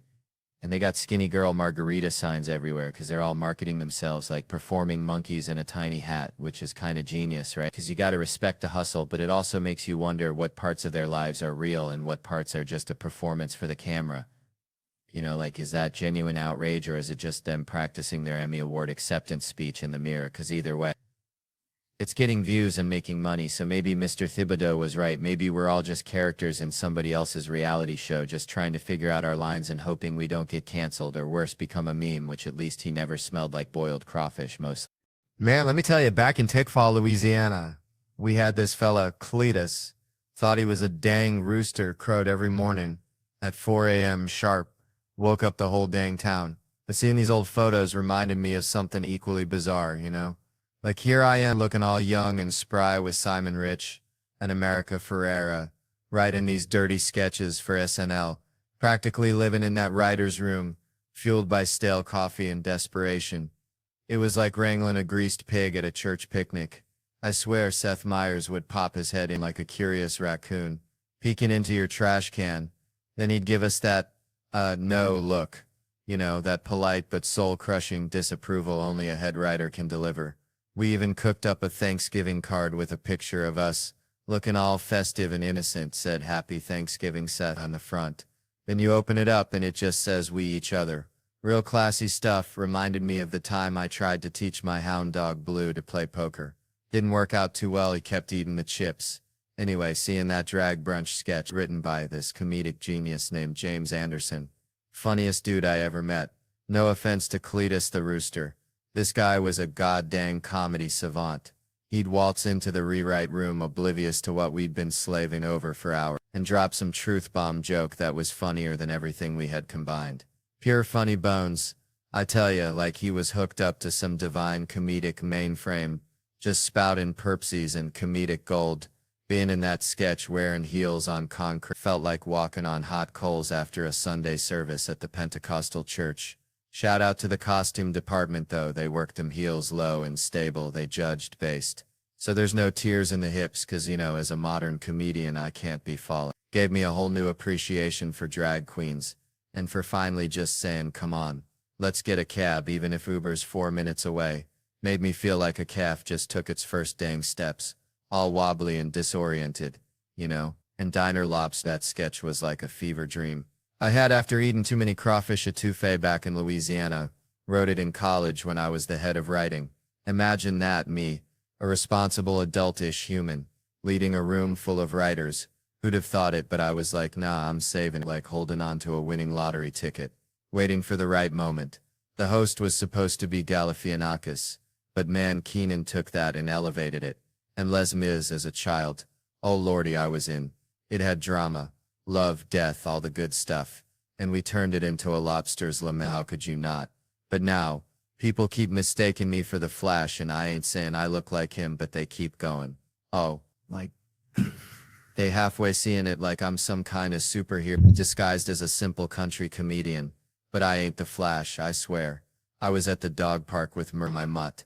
And this kid straight out of Central Casting comes up with that flash accent.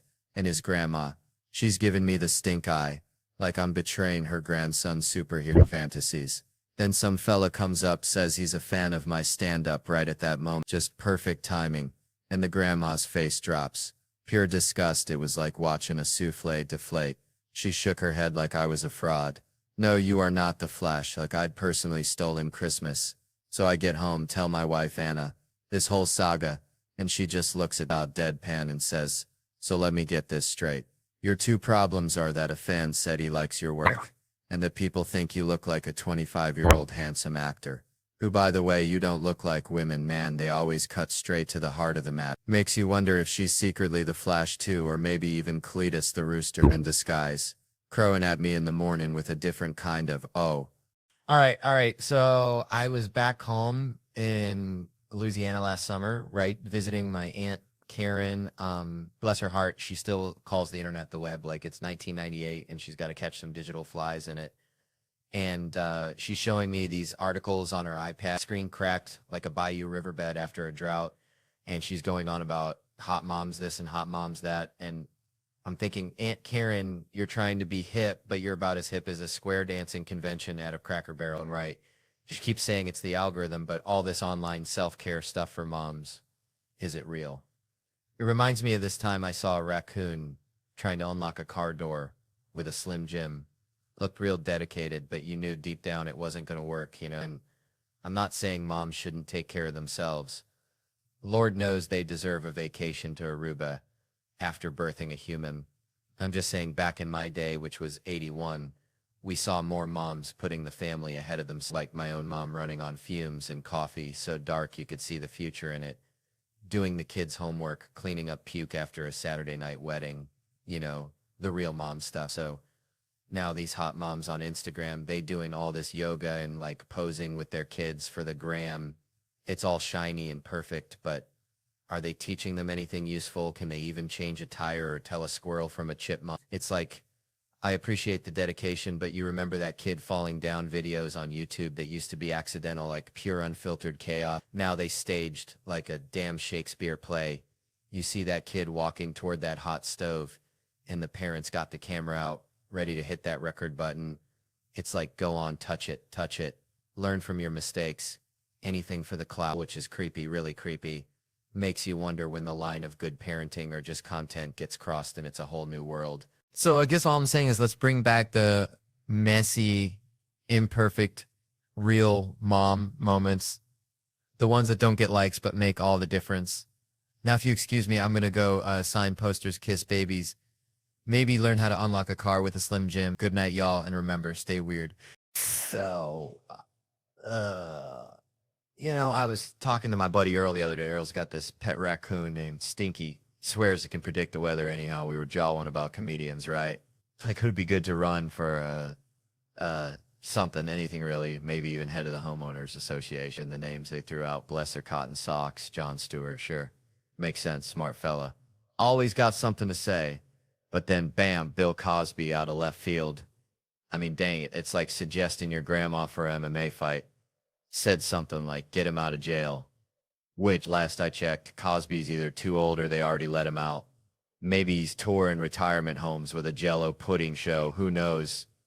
I even saw Cosby do stand-up at a Jon Stewart benefit thing once. Wounded Warrior Project, before the whole pudding pop parade went south. And let me tell you, that act was darker than a black bear's armpit on a moonless less. I'm talking deep, unsettling. You're waiting for the punchline, but it just keeps getting more existential, like watching a squirrel try to bury a nut in concrete. Now, I ain't remember the specifics, something about cough syrup and airplane food, or maybe it was the other way around. It was before the accusations, like ancient history, so we were all kind of, sure, Bill, knock yourself out, thinking it was just regular old comedy, but now, looking back, that performance was a straight-up cry for help disguised as a Jell-O joke. And that's the thing about comedy, ain't it? It's like a canary in a coal mine. You can sense when someone's in a dark place. Kind of like Earl's raccoon Stinky when it starts hiding all the shiny objects.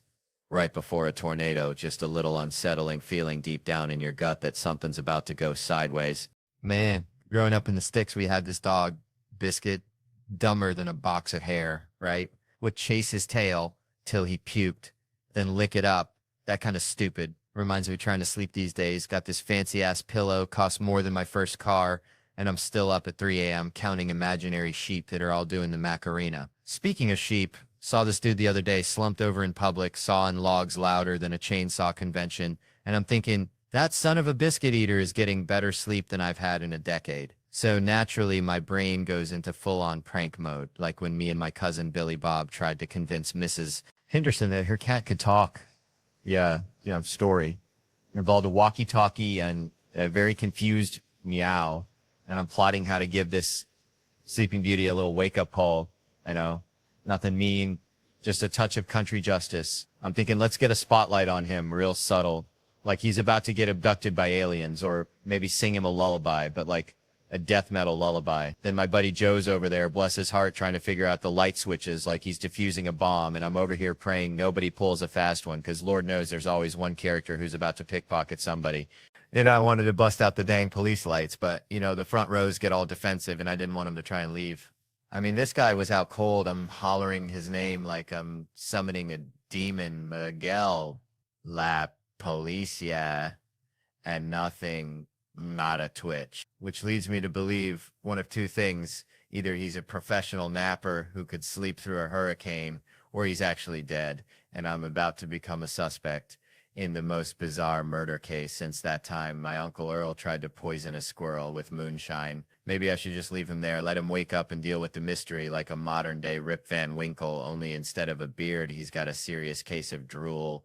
Man, reminds me of my Uncle Earl, God rest his soul, used to cut in line at the Piggly Wiggly something fierce, said he was testing their security, which was just his way of saying he didn't want to wait behind Mrs. Higgins and her 800 coupons anyways. I never really thought much about things I do. Like, I take my youngins to the Six Flags, the whole damn Six Flags. We're talking 30, 40 minutes tops. People look at me like I'm Moses dividing the Red Sea with a fanny pack full of hot dogs.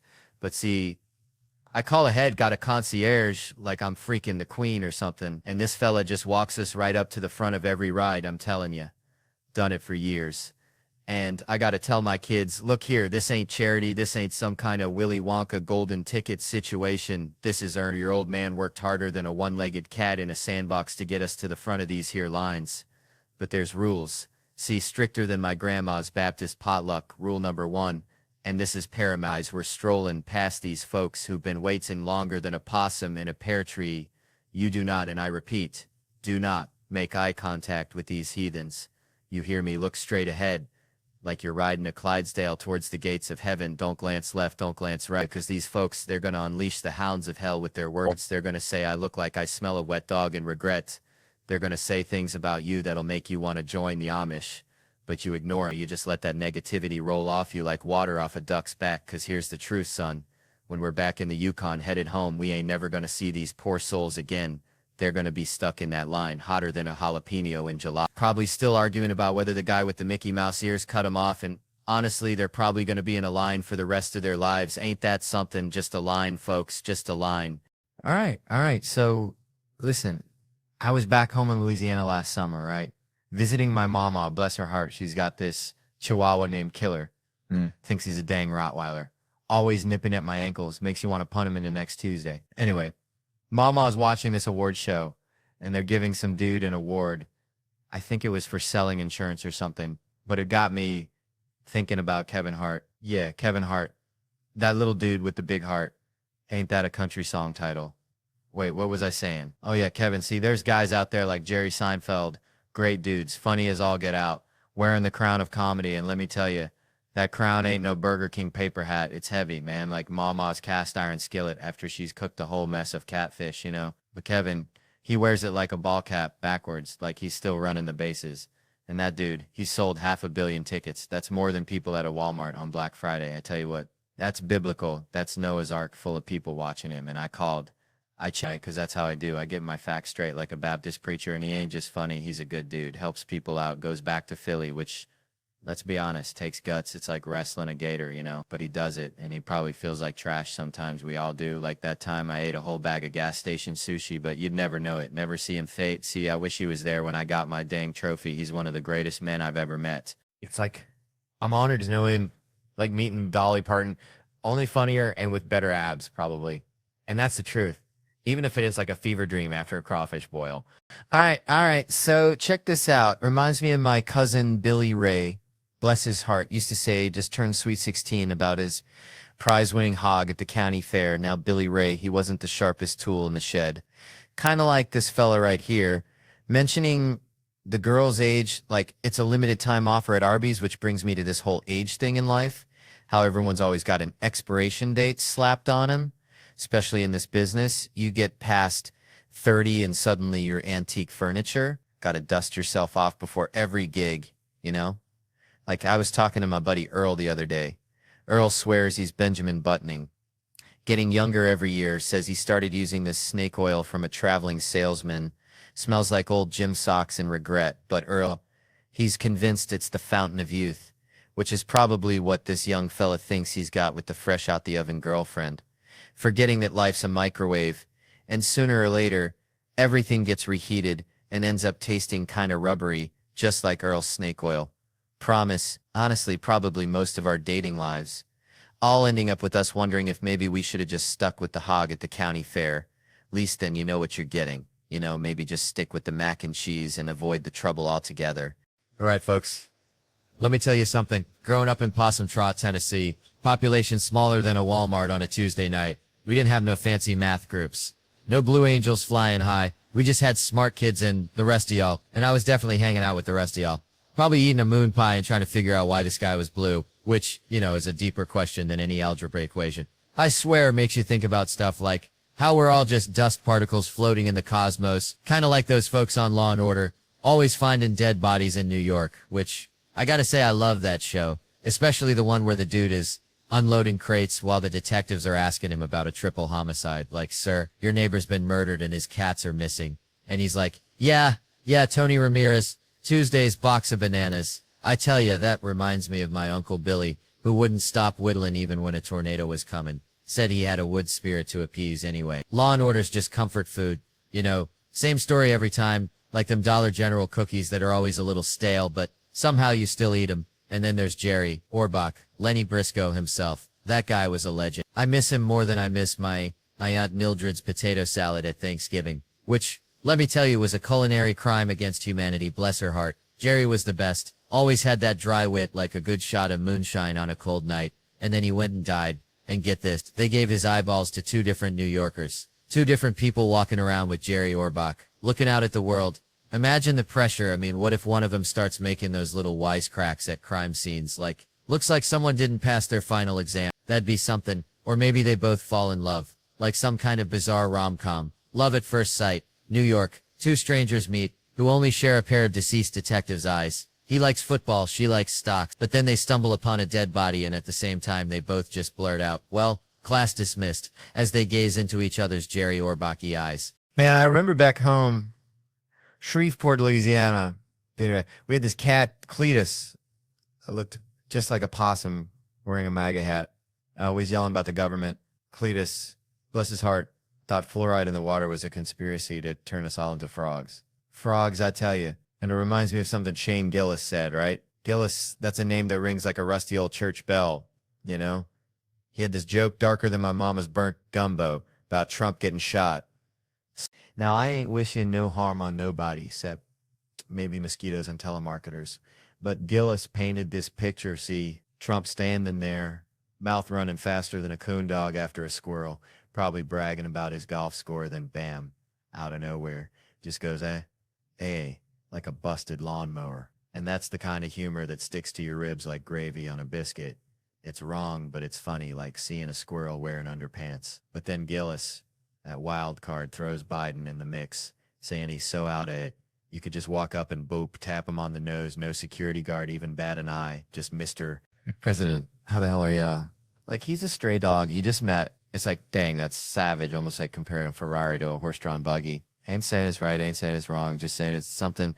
Makes you think, you know? Makes you think about how weird this whole dang world is, kind of like seeing a cat driving a tractor, pure chaos.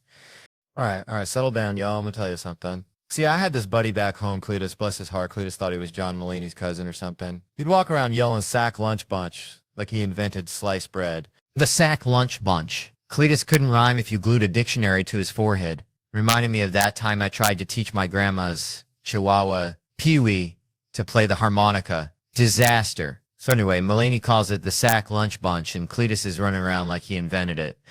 I remember when I was a latchkey kid, back when that was a bad thing.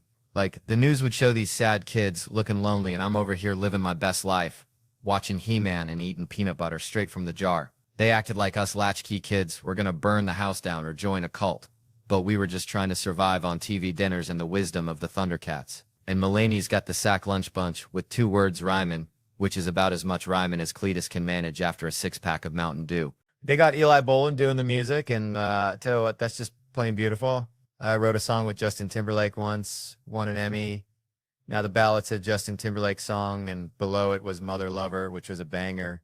I'm telling you, it was like those confusing ballads they got down in Palm Beach, Florida. Like Justin Timberlake song, then a way more famous Justin Timberlake song. People probably voted for the wrong one. That's why I always tell people to just vote for the guy. I had the best hat. Grandma's boyfriend, Paul. Now there's a tune for you. And noodles and a little bit of butter. I think that's my kind of fancy eating. Then there's Do Flowers Exist at Night. That right there, that hits me in the feels. Mulaney says he can't picture a flower at night, and honestly, neither can I. I lay in bed thinking about that stuff. What about those tulips in front of my house when I was 9? What were they doing at night? Were they sleeping? Were they plotting against me? My brain is just a swamp of weird thoughts. You know, if you worked with kids on set, which, Lord have mercy, my friend Dr.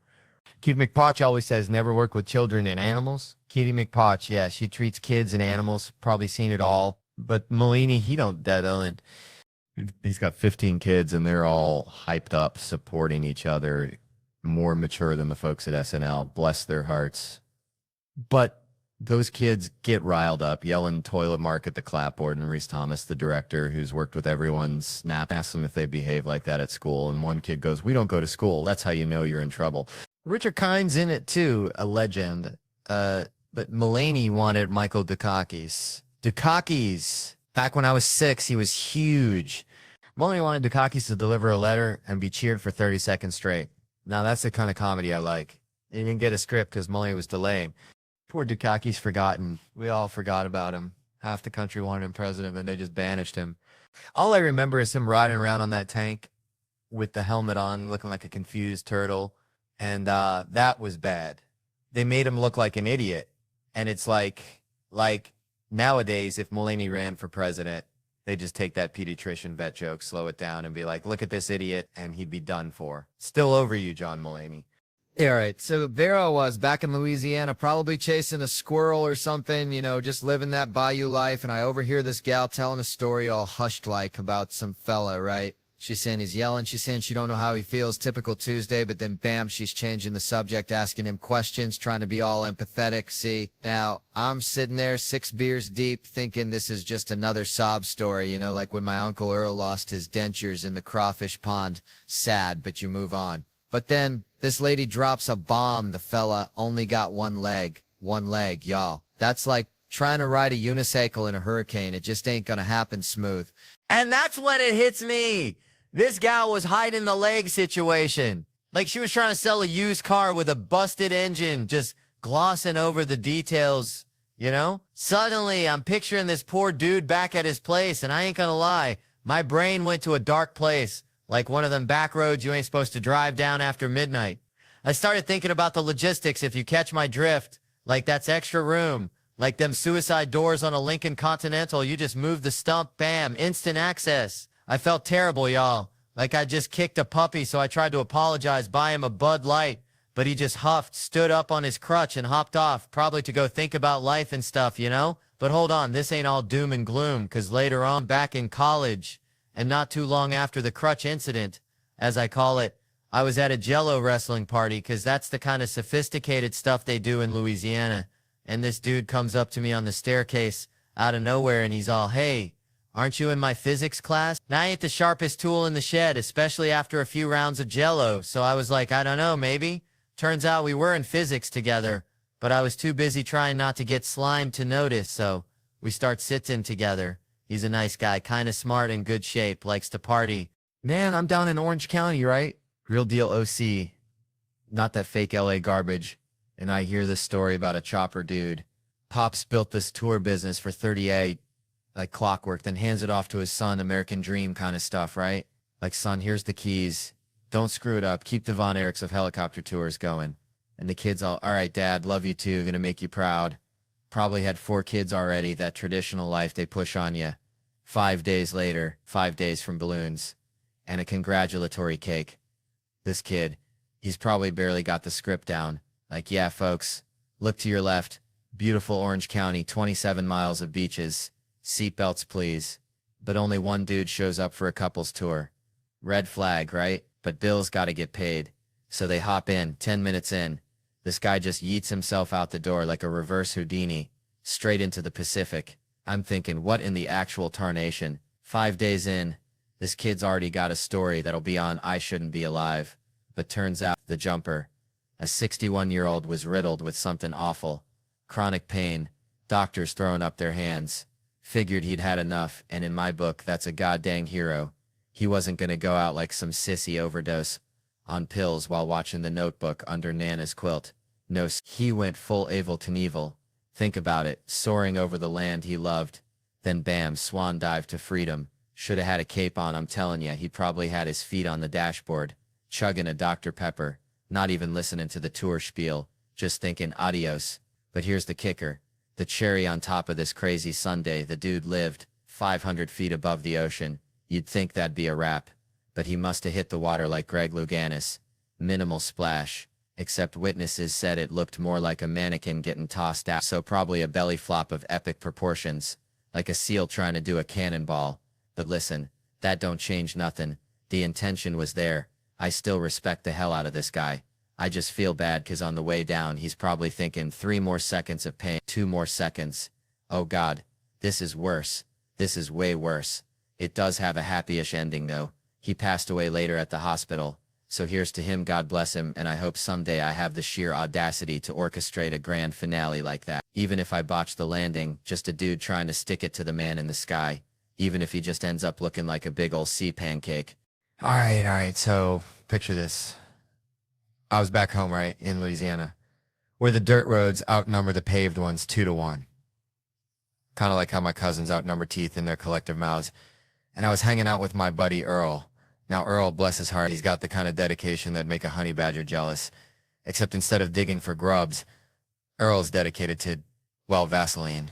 Yeah, Vaseline. But not just for chapped lips during crawfish season, no sir. Earl used to store Vaseline in his navel. I'm talking a dedicated dollop of petroleum jelly tucked away in his belly button like it was Fort Knox. He said it kept his big lips, his actual physical lips, from looking like a bottomless pit. Which, let's be honest, they kind of did. Like a black hole swallowing all the lip balm in the stain. And that reminds me of what Kevin Hart said about Shaq shaped like a beanbag, like a whole dang satin beanbag. But see, Earl's got this theory, this greasy little theory that Vaseline is the key to everything, the secret ingredient, the WD-40 of life. And that's when it hit me, like a mosquito on a humid summer night. These basketball players are out here chasing career highs, talking about keys to success, blocks, assists, points, all that jazz. And Joel says the key is Earl's Vaseline navel. And you're just standing there with a blob of Vaseline, and this makes me thinking about what Kevin Hart said, how Wade lifts and buries, about Klay Thompson feeling pretty. I swear the way these athletes carry on, it's like a bunch of squirrels fighting over a single acorn. It's kind of like that time I tried to teach my grandma how to use the internet. She ended up ordering a life-size cardboard cutout of Burt Reynolds and started calling him her digital boyfriend. But underneath all the sweat and Vaseline and post-game interviews about team, there's a real desire for something more, something real, something like what Ernest said won't go through. He'll flunk the physical, something beyond the game. Kind of like Earl's obsession with keeping his lips hydrated. It's a quest for something real in a world that's mostly just a whole lot of hot air and maybe, just maybe, a little too much Vaseline. Lucy, 국장 트릭 주죠, 프로 API.